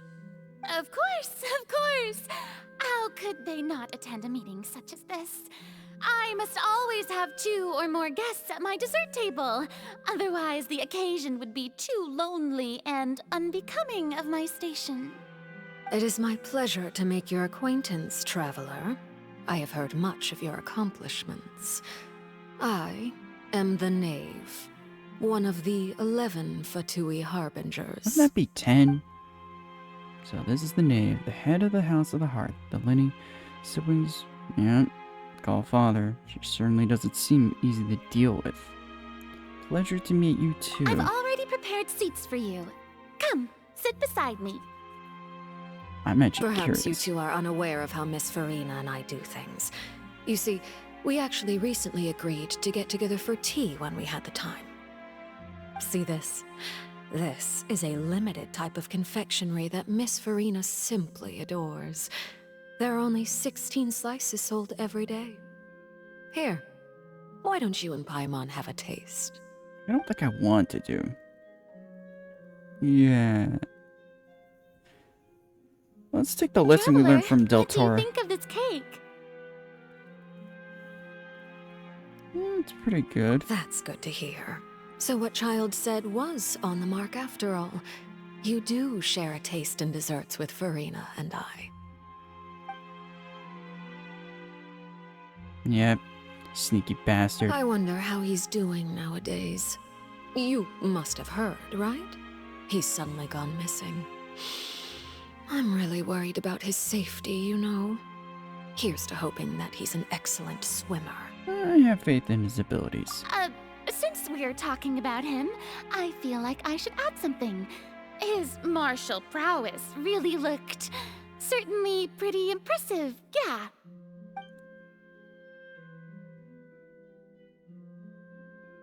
Oh, so you're also familiar with his aptitude for fighting, Miss Farina. Oh, right. I almost forgot. Child was subdued by Udex Neuvillette right in front of you. Against ordinary people, my colleague would never be on the back foot. But alas, he just never imagined he'd run into such a person. I must express my admiration for Monsieur Neuvillette. I managed to find a few leads on his whereabouts. Coming from you, that's not surprising at all. But I thought you would be happier to hear the news. Of course, but it's still a bit of a shame. You see, I would have been far happier had I received this news somewhat earlier. As you well know, a long time has passed since Child disappeared. Hey, fair enough. Kinda hard to look for a guy who just suddenly vanished. Well, in any case, there's no need to worry. We know for sure that Child is still alive. Yeah, no kidding. Oh. And just how do you know that? His vision, actually. Because we found evidence that proved he left the Fortress of And where did he go after leaving the fortress? Well... That's the part we haven't figured out just yet. But we know he's still alive since his vision is still active. The fortress of Meripede lies deep beneath the waves. Unless he pranced right out of the main gate, he must have had to swim for it. Do you have any proof that he surfaced safely? We do not. But again, I don't understand why we're not bringing up his vision, knowing we literally had a previous 2 chapters that literally brought up when a vision bearer is dead, the vision goes out. It has no element. So the fact that we're still being able to interact with it tells us he's still alive somewhere. But there was also no evidence that he's been injured or killed. Yeah. That is good news at Again, least. bring up His the sister vision. Tonya sent a Literally letter to that Fontaine confirms not his, too long ago. Since he his was status at unfortunately least. unavailable, Good lord. I picked it up on his behalf. Do you have any idea how he usually writes back to his family? Dear Tonya, your letter made me feel like we were still enjoying our time in Snezhnaya together.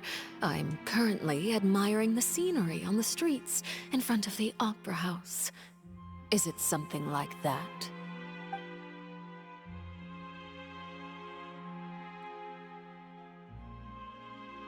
That sounds good to me, yes. All letters tend to follow the same few formats anyway, right?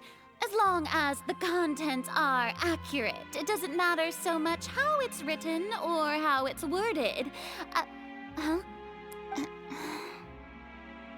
Good lord. Hold on. The water in the teacup is shaking. I suppose this is also a sign of things to come, Miss Farina. Uh-oh. Huh? I don't quite understand what you're trying to say. Have we entered into the next stage of the prophecy?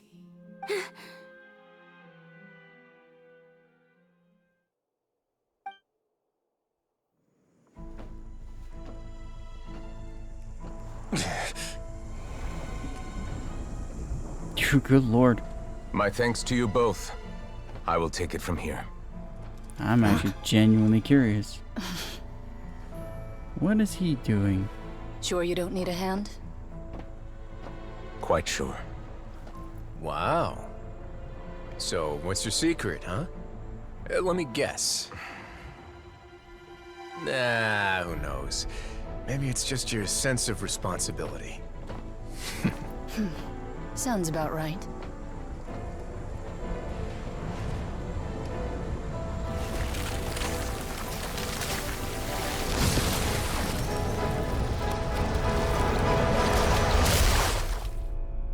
What was that?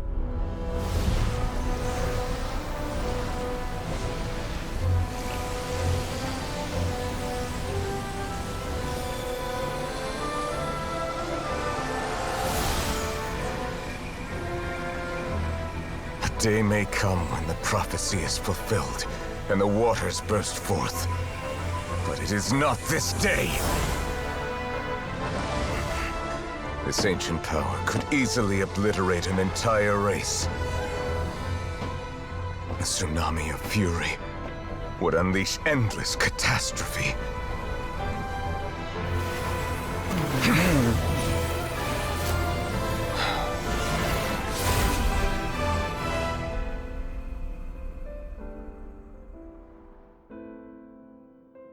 This sentence is too severe.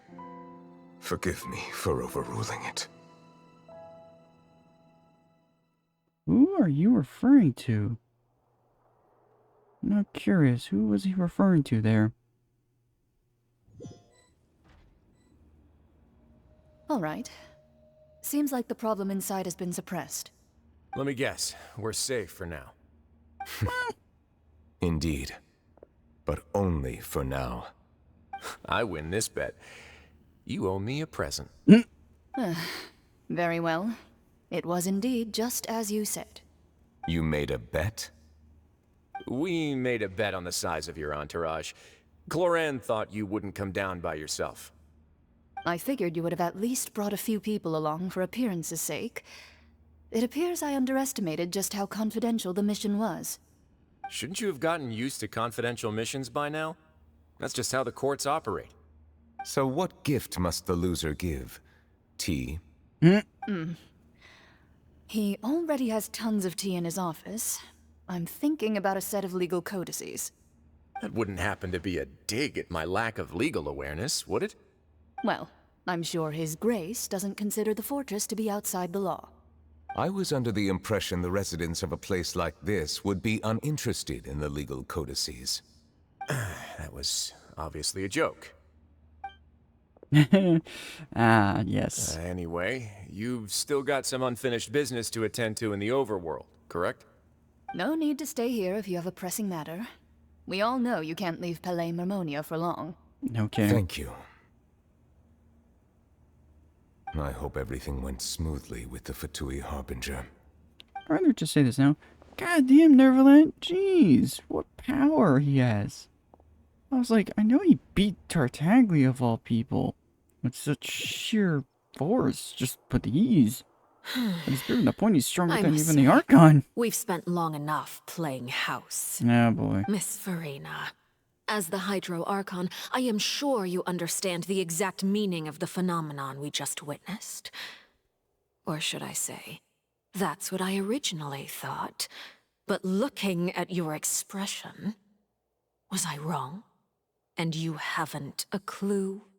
What are you trying to say? God, her design really brings a sense of dread. At this point, I don't think there's any more need to speak as diplomatic representatives. Allow me to speak to you now as just a Fontainian. You know the prophecy by heart, and also that every part of it is being proven true. Yet, here you are, relaxing, drinking tea, and eating desserts as if it's all nothing more than a few stray bugs in your garden. Do you really think that's acceptable? The prophecy's hanging above our necks like a guillotine. Every faction is looking for a way to either avert the disaster or save their own. Even the orphans of the House of the Hearth have devoted everything to saving their homeland. But you? It beggars belief just how nonchalant and carefree you have been. From the very beginning, you, the god Focalor, you have utterly failed to take action. You're wrong. I've never ignored the prophecy, nor have I just been passing the time in self-indulgence. Retract your accusation and stop doubting the wisdom of the gods with such absurd conjectures. I am not alone in my doubts, you know. All the children of Fontaine may be harboring the exact same thoughts right now. Oh, great Hydro Archon. How are you going to save them? Save us? How are the people you've sworn to protect supposed to survive in a land that will soon disappear beneath the waves? I have my ways, and I've been working on them for all this time. Even if you look down upon me, you have no right to judge me. Fontaine will be saved. Even if I still cannot see the true future right now, as long as I continue on as I am, I will be able to hold my head up high.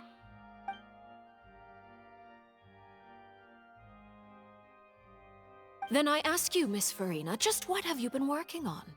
Where can we see it, and what is it doing to help? And there she goes, losing that momentum.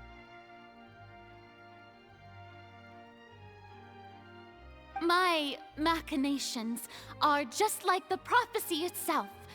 They will only reveal themselves at the fated time. It is just that beings like yourselves are unable to perceive them as of yet. I see. As a god, the proof of your labor always lies beyond prying mortal eyes. Allow me to be so bold as to ask another way. Would it be possible for you to tell us the parts of your plan that are not confidential? Such as your emergency response plan for the impending disaster? An emergency response plan? Oh, that look in your eyes. Have you not even prepared one of those? The emergency response plan is also strictly confidential. Then allow me to jog your memory. Miss Farina, what is the purpose of your Oratrice Mécanique d'Analyse Cardinal? Good And lord. what do you plan to do with the massive amounts of indemnitium that has accumulated over the years? The Oratrice? It's just like it appears to be. So you also have no idea. If I'm not mistaken, someone's using it to prepare for something. But unfortunately, it would seem that someone is not you, Miss Farina. I first caught wind of this when Linny tried to investigate the Oratrice in the Opera House. You see, even just getting close to the core contaminated him with an extremely large amount of indemnitium. But even if that had nothing to do with you, then what could you possibly be working on, oh great Hydro Archon? Oh, right. I almost forgot. Udex Neuvillette is not at the tea party with us today. Miss Farina, I suppose you must have ordered him away to take care of some troublesome business. Yeah, yes, that's exactly right. Please keep it a secret for me. Of course I will. Although, I must say, Miss Farina, you seem quite insecure without the Udex by your side. Oh, very well. Let's stop that conversation here. There are still a few slices of cake left, so please, help yourselves, everyone.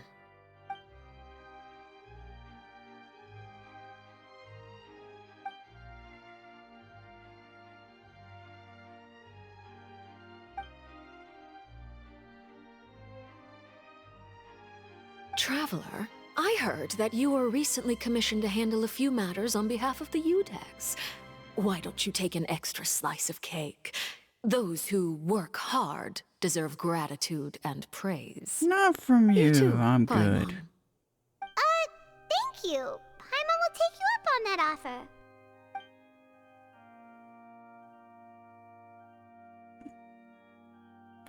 I would not even have touched that cake. Paimon's super full. That cake was great. If it's on my tea table, it must be of the highest quality. Yes, and we must thank the knave for bringing these over as well. You're welcome. I'm sure the cake also felt greatly honored to be featured at Miss Farina's table. I don't like and this. I was merely catering to Miss Farina's tastes. I don't like this cake seeking being a here chance to for chat many good over reasons. tea. It is getting late. Why don't we call it a day? There are still a few matters that I need to take care of, so I must take my leave now. Very well. We'll end it here. Good. Mind seeing me off, traveler? We could use the opportunity to discuss Child before I must be on my way. Yep, that's what I thought. Of course. Paimon's coming too. Sly little knave. She's becoming. Literally.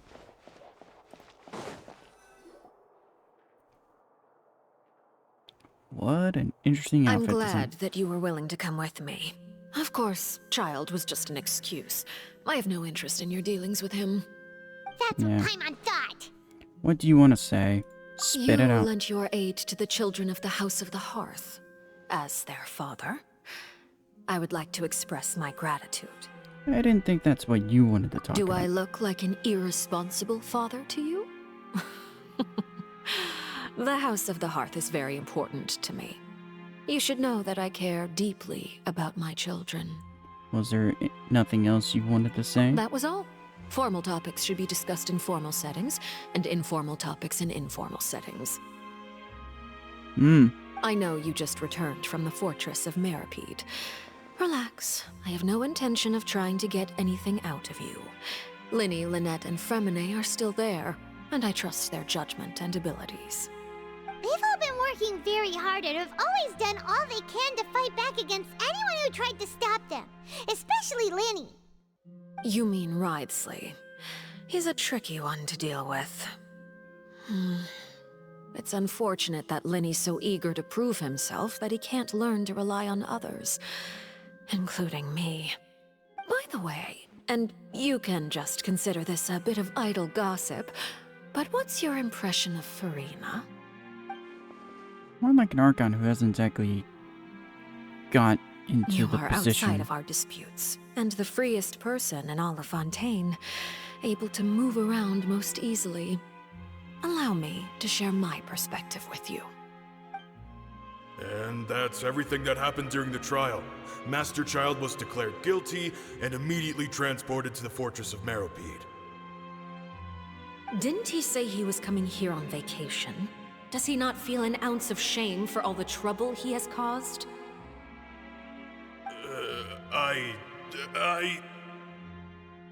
Forget it. He did give us an opportunity. I will be meeting someone shortly. Do you require help with any preparations? No need. I will take care of it myself. I need to meet with Farina, the Hydro Archon. She is at the heart of Fontaine. But what's fascinating about her is that she often seems more like a celebrity than a working Archon. Yeah, I thought the same thing. Come over here, you little critter, you! Now that is a picture. You dare to run from me? Stop right this instant! My goal is just to discover the location of the Gnosis. But I didn't expect the chance to approach Farina to be handed to me on a silver platter. This is so easy, it's actually making me a bit suspicious. Anything left unguarded is usually just bait. But no one will blame someone for taking the bait. After all, from the moment it was attached to the hook, the bait is meant to be sacrificed. It's just as I guessed in the second before I struck. The Hydronosis is not currently held by the Archon. In fact, this Archon doesn't seem like a god at all. And I sense that she's under some kind of curse. Yeah. Who are you? And what are you trying to do? Please don't kill me! I'm begging you, please! The fear in her pupils is genuine, so perhaps she's not bait after all. Either way, targeting her has lost all meaning. I left the scene with ease. Nobody came looking for me, and nobody could serve as a witness to my near assassination of Focalor. I suspect even Farina dares not mention this incident to anyone. Not long after, my informants confirmed what I had guessed. After returning to her quarters, Farina quietly cried alone. She was so scared that she could not sleep that night, nor could she even bring herself to eat her cake. There's no doubt that there's something wrong with her. I began to entertain the possibility that she is not the true Hydro Archon. Perhaps Iudex Neuvillette is actually the genuine article. I have to find the Gnosis. If the Neuvillette hypothesis is correct, he is probably in possession of it. Alternatively, it might have been hidden in a place that's hard for ordinary people to access. Yes, Father. My dear children, please speak. News from the Fortress of Meropide. Master Child has gone missing. On top of that, the contacts and guards we bribed at the fortress have all gone quiet as well. Probably the handiwork of that Writhsley. This is interesting. Very interesting. This is a good opportunity. The value of a Harbinger is much higher than most would imagine. We now have an excuse to exert diplomatic pressure on the Fontaine authorities. Set up a meeting for me. I would like to meet the Hydro Archon and Iudex Neuvillette. Oh, and I have an additional mission for you three. Yes, Father. Tartaglia's disappearance was not a part of my plan, but I can use it to make a breakthrough. With this as my excuse, I can ask for an official audience and continue my investigation of Farina and Iudex Neuvillette. The initiative belongs to the House of the Hearth. My wish to investigate the Fortress of Meropide will be a front. Linny and his group will be responsible for the actual intelligence gathering.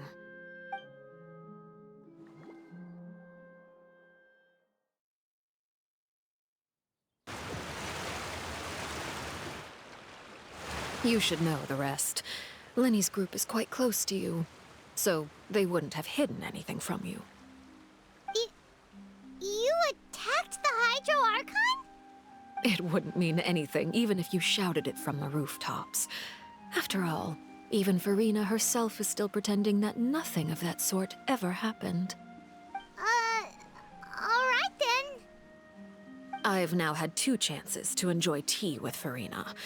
I have to say, the leadership of Fontaine is even more inscrutable than I had imagined. I once surmised that Iudex Neuvillette must be the Hydro Archon, but now, that doesn't seem right to me either. How did you come to that conclusion? I am a servant of Her Majesty the Tsaritsa. Over my years of service, I've learned how a real Archon conducts and carries themselves. Whether Iudex Neuvillette or Farina, neither fits the bill. It's hard to imagine either of them as the Archon. Of course, that is all just how I feel.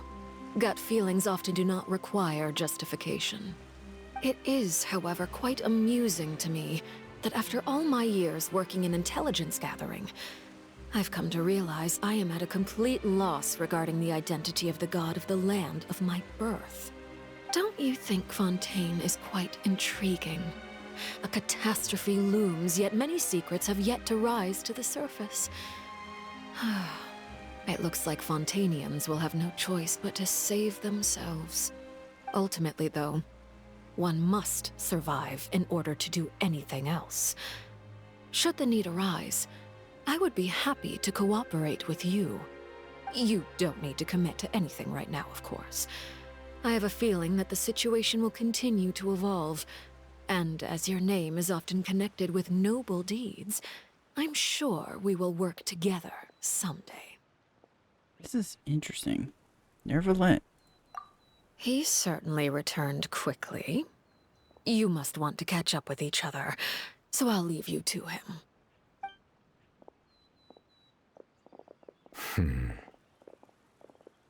Neuvillette, is it over? For now, yes. But this issue will prove quite thorny in the long term. I'm concerned that sooner or later the prophesized events will occur. Thank you for protecting Farina. May we ask what happened down there? To put it simply, I used my power to force back the primordial sea and reseal the sluice gate. As for what happened on our side... Good lord. So as expected, Yeah. the knave has turned up the pressure on Farina. She's trying to feel her out, though I'm still unsure as to her motives. Can I ask you some questions? Permission granted.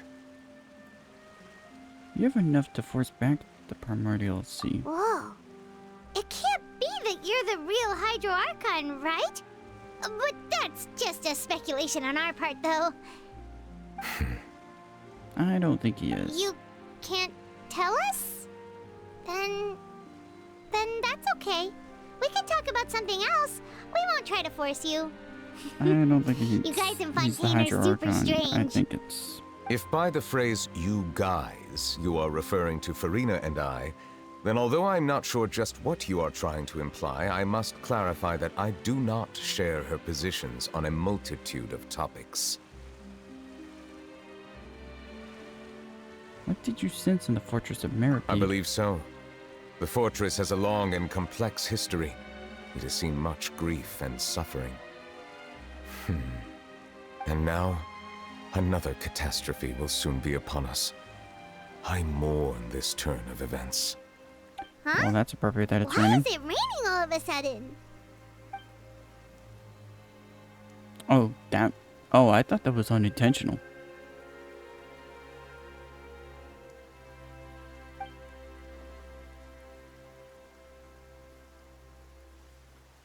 Yep. I had the same suspicion too. Wait, Neuvillette, you can't be... You may be closer to the truth than you think. Yep. Oh? And what are you thinking? Yep, he's the water dragon. It's the dragon sovereign of water. The dragon of... The 7 sovereigns. Huh? The rulers before Please the do Archon. not be so surprised. I'm not surprised. We've already ran into like Farina? 2 or 3 of them now, in total. Oh, That's actually clever. My apologies. We were just guessing randomly. We didn't guess right, did we? You're not actually the dragon sovereign of water, right? Well, if Yes. you don't want to confirm or deny... You guessed correctly. I sincerely hope you'll be able to keep this a secret for me. It's kind of hard to not say it wasn't a secret. Right, of course. We'll definitely help you keep it a secret. There's still something Paimon wants to ask you, though. Please, go ahead. Well, if you are the dragon sovereign of water, and you were able to force back the primordial sea from the fortress, then since Fontaine's prophecy is all about seawater, couldn't you just use your power to solve the crisis? Because that can't solve the problem. None of the currently living dragon sovereigns in the world, myself included, possess our full dragonhood. Yep. They say that when the first usurper arrived on Tivat, they seized a part of the dragon's power. Today, that stolen power is the basis of the Archon's authorities. There are 7 elemental archons and 7 matching dragon sovereigns. Which we're still The missing the dragon Electro. sovereign of water who lived through that era perished a long time ago. As their successor, I know far less of that part of our ancient history. In any case, I believe I will not be able to do much unless the Archon disappears and returns their elemental authority to me. Given the status quo, however, I would recommend finding another way to deal with the prophecy. Oh, so even you can't solve it. I still have some urgent matters to attend to at my office. If you have any more questions regarding ancient history, you are welcome to discuss them with me at a later time. Please go right ahead. There's a place that Paimon wants to go too. Traveler, why don't we pay another visit to the Fortress of Meripede? Paimon is a little worried. Sure. We'll see you another time. Take care. I had the feeling he was the water dragon, the sovereign, of the 7 sovereigns, because he was way too suspicious. Like, too many things. The whole fact that him mentioning about human emotions, him not acting very human-like, kind of give it away, is pretty much his dialect. His line of dialogue, pretty much, how he talks, kind of gives it away. And how him and Farina interact. You guys are back?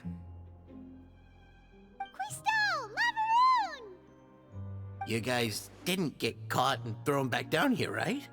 Huh? No, not at all. And here I thought you'd managed to escape from jail during all the commotion. I'd held you up as legendary jailbreakers, but now you're telling me you just never left? We're sorry, but we just had some business to take care of. All right. There's no need to get caught up in the details. We're just relieved to see you. He was super worried about you, you know. Hey, it wasn't just me. Weren't you super worried as well? Something like that, yeah. I was also transferred to work in the kitchen a few days ago. I can still hear Quisto mumbling to the carrots. Are those two all right? Do you think they made it out alive? Whenever he'd say that, I'd tell him I'm sure they're fine. Wherever they are, they're kicking back with drinks in hand, enjoying the lovely scenery. Hey, there's nothing wrong with worrying about your prison pals, is there? I mean, considering how they always love listening to all my gossip. These two, they sure are a lot warmer and friendlier than when Paimon first met them. Yep, your meals will bring all the prisoners to the Oh, cafeteria. well, if you say so. I'll be watching you to make sure you finish every last bite. This is interesting. Either way, I'd rather just not to pause, just to, like, add my thoughts and everything. I'm just like, this feels so weird, especially with Arnkino. How we went from, like, La Senora, who was hostile to us day 1, to Tartaglia, who more kind of conned us and trying to be cunning and somewhat lie, but be friendly to us. And then, well, I have to stifle a smile every time I remember. The so-called the missing 11th Harbinger. I'm not going to say nothing. I would pretty much say everything, but he doesn't exist anymore. So, let's just say that. If you don't know who I'm talking about, then, well then, why are you here? That's all I asked the question. Why are you at this point of the story? Because that's pretty much spoiler territory now. But either way, the point just to take a moment to just gather everything and all this information. I'm like, that is a lot. And then we went to Del Torre, who just straight up was hostile. Not like very much pulled a Lost Sonora, just hostile all the way. Like he did not even want to try.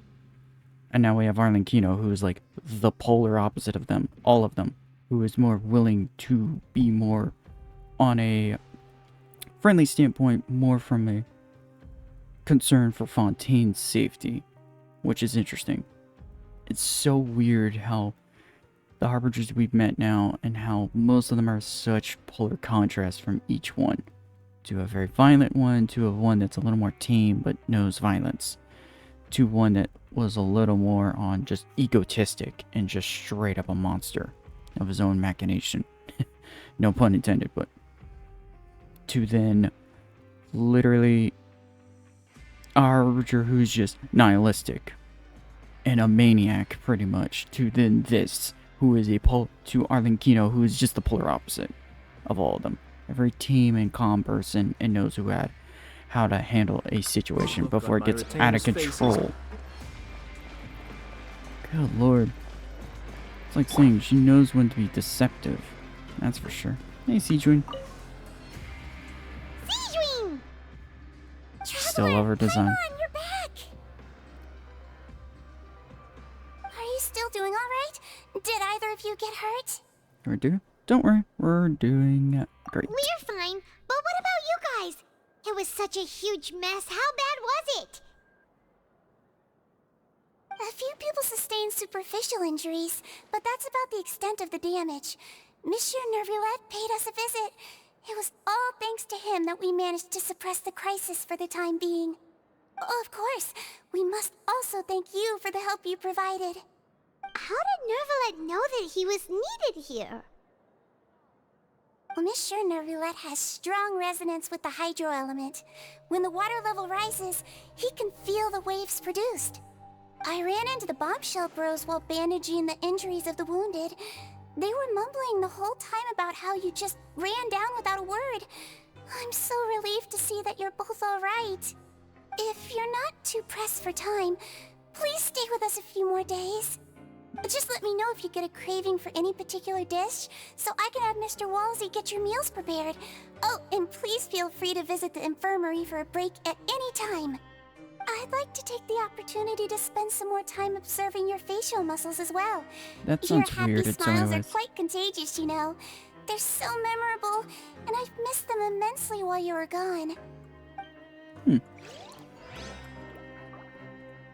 Overall, I'm actually curious, because I'll definitely say, like, overall, like, the story's not, this chapter for 4 is not done. We still have a good chunk of the story to do.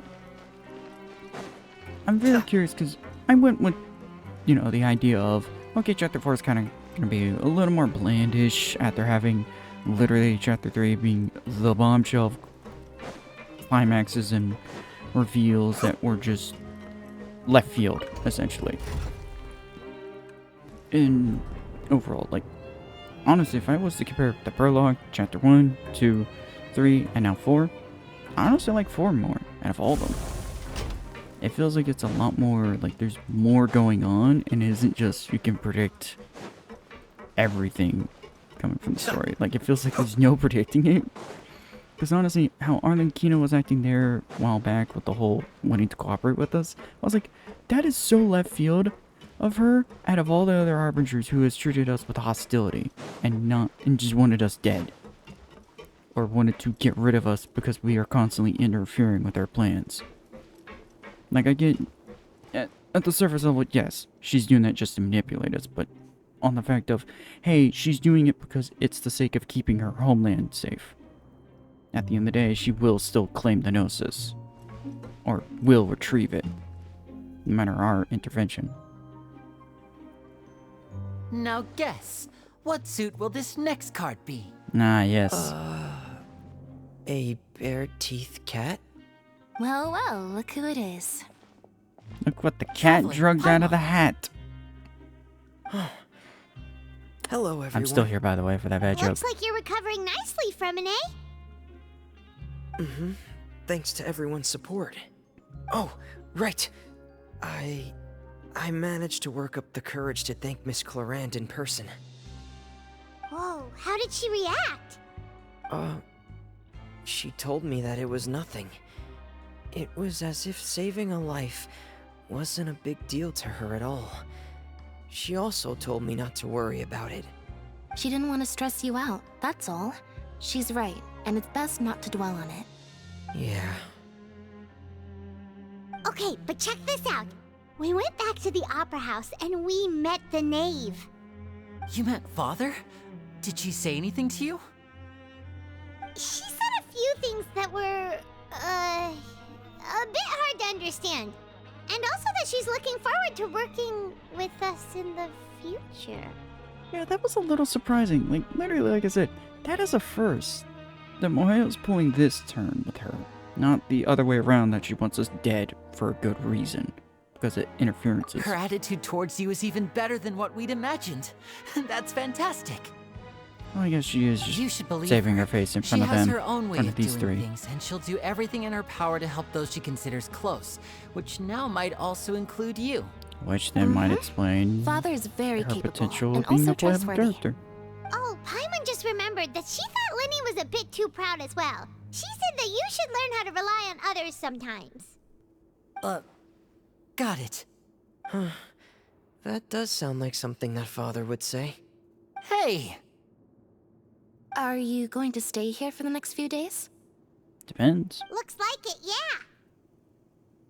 Excellent. I will host a tea party. For real? Then Paimon wants another serving of cake. I was about to say, you gotta Another just implies that you were already served some delicious cake while you were up there. do a magic trick for How it. lovely. Well, next time, you're going to have tea and snacks with us.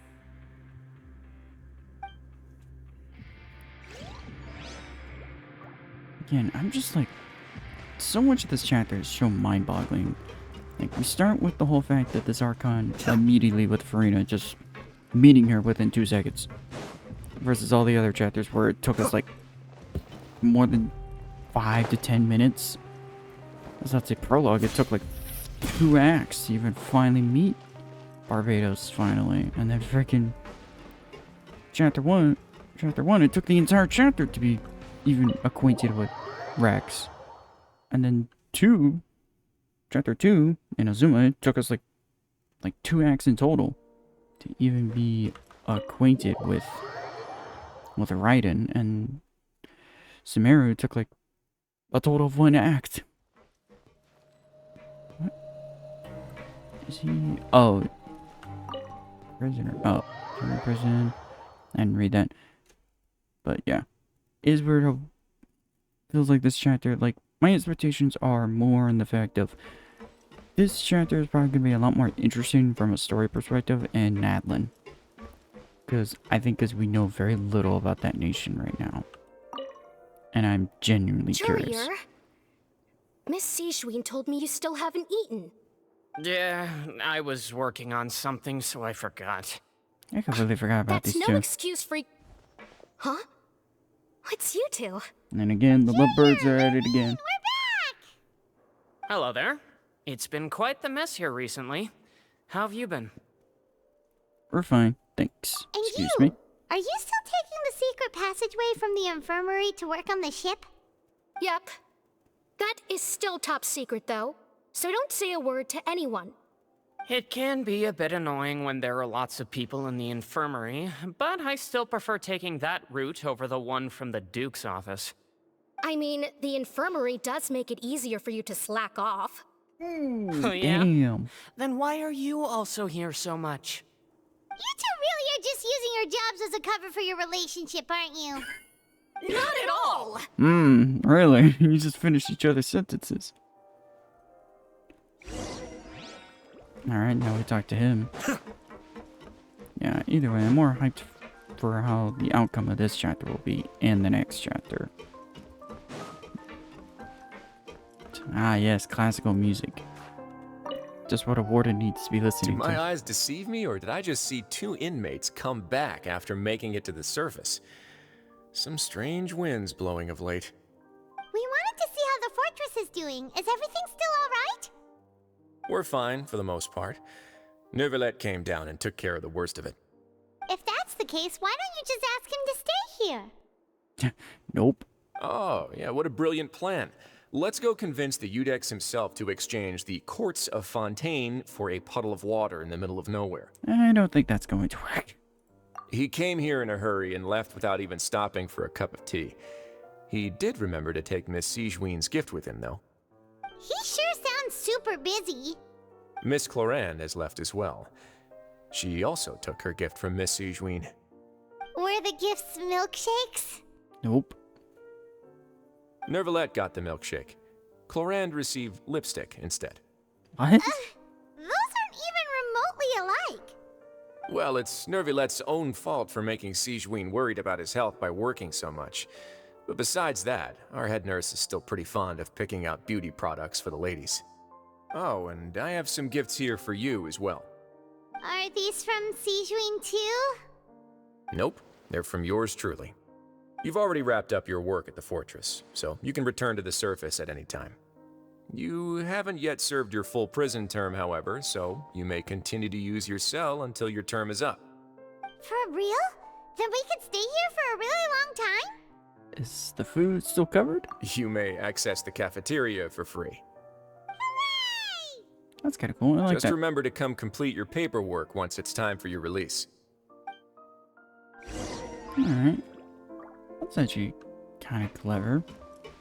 Assuming that's what they were leaning more towards.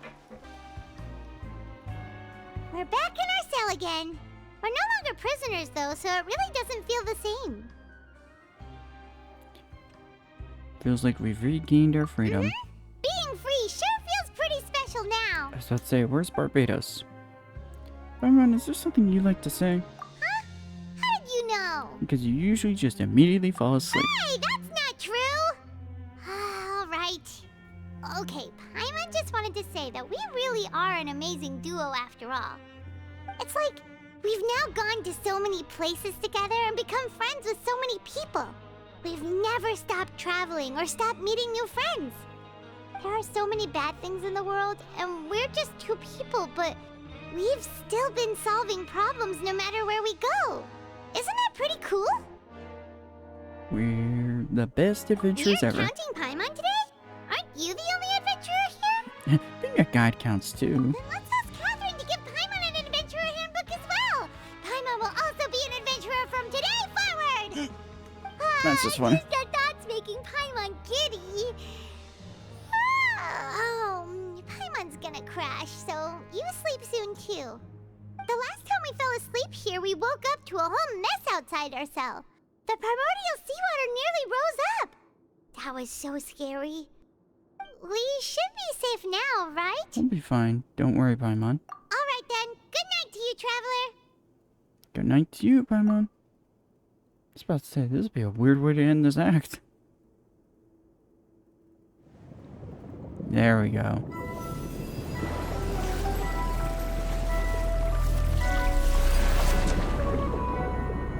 Oh.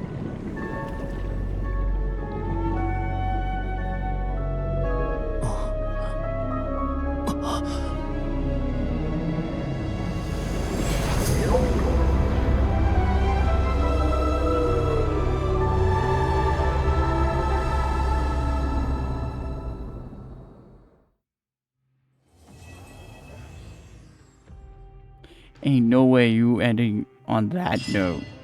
No way are we ending on that note. Are you serious? Oh my god. Either way, that was fun. That was actually a fun act. Definitely, it was starting on low and then just, you know, as the storm started raging on, boom, like that. Either way, hope you all liked, comment, subscribe, and all of that jazz, and enjoyed the roller coaster, not the roller coaster, the tidal wave that was this act. Holy cow. Some interesting things happened. I'm now curious because I'm like, are we getting 2 more acts for this chapter? Because that almost implies we have either 2 more or 1 more. And also rather at the point here, just for theories in the comment section, was Dark in the Primordial Sea by chance? Because that like the primordial seawater. So if you're telling me my man fell in there, I hate to tell the truth, we ain't getting him out anytime soon. That's for sure. Either way,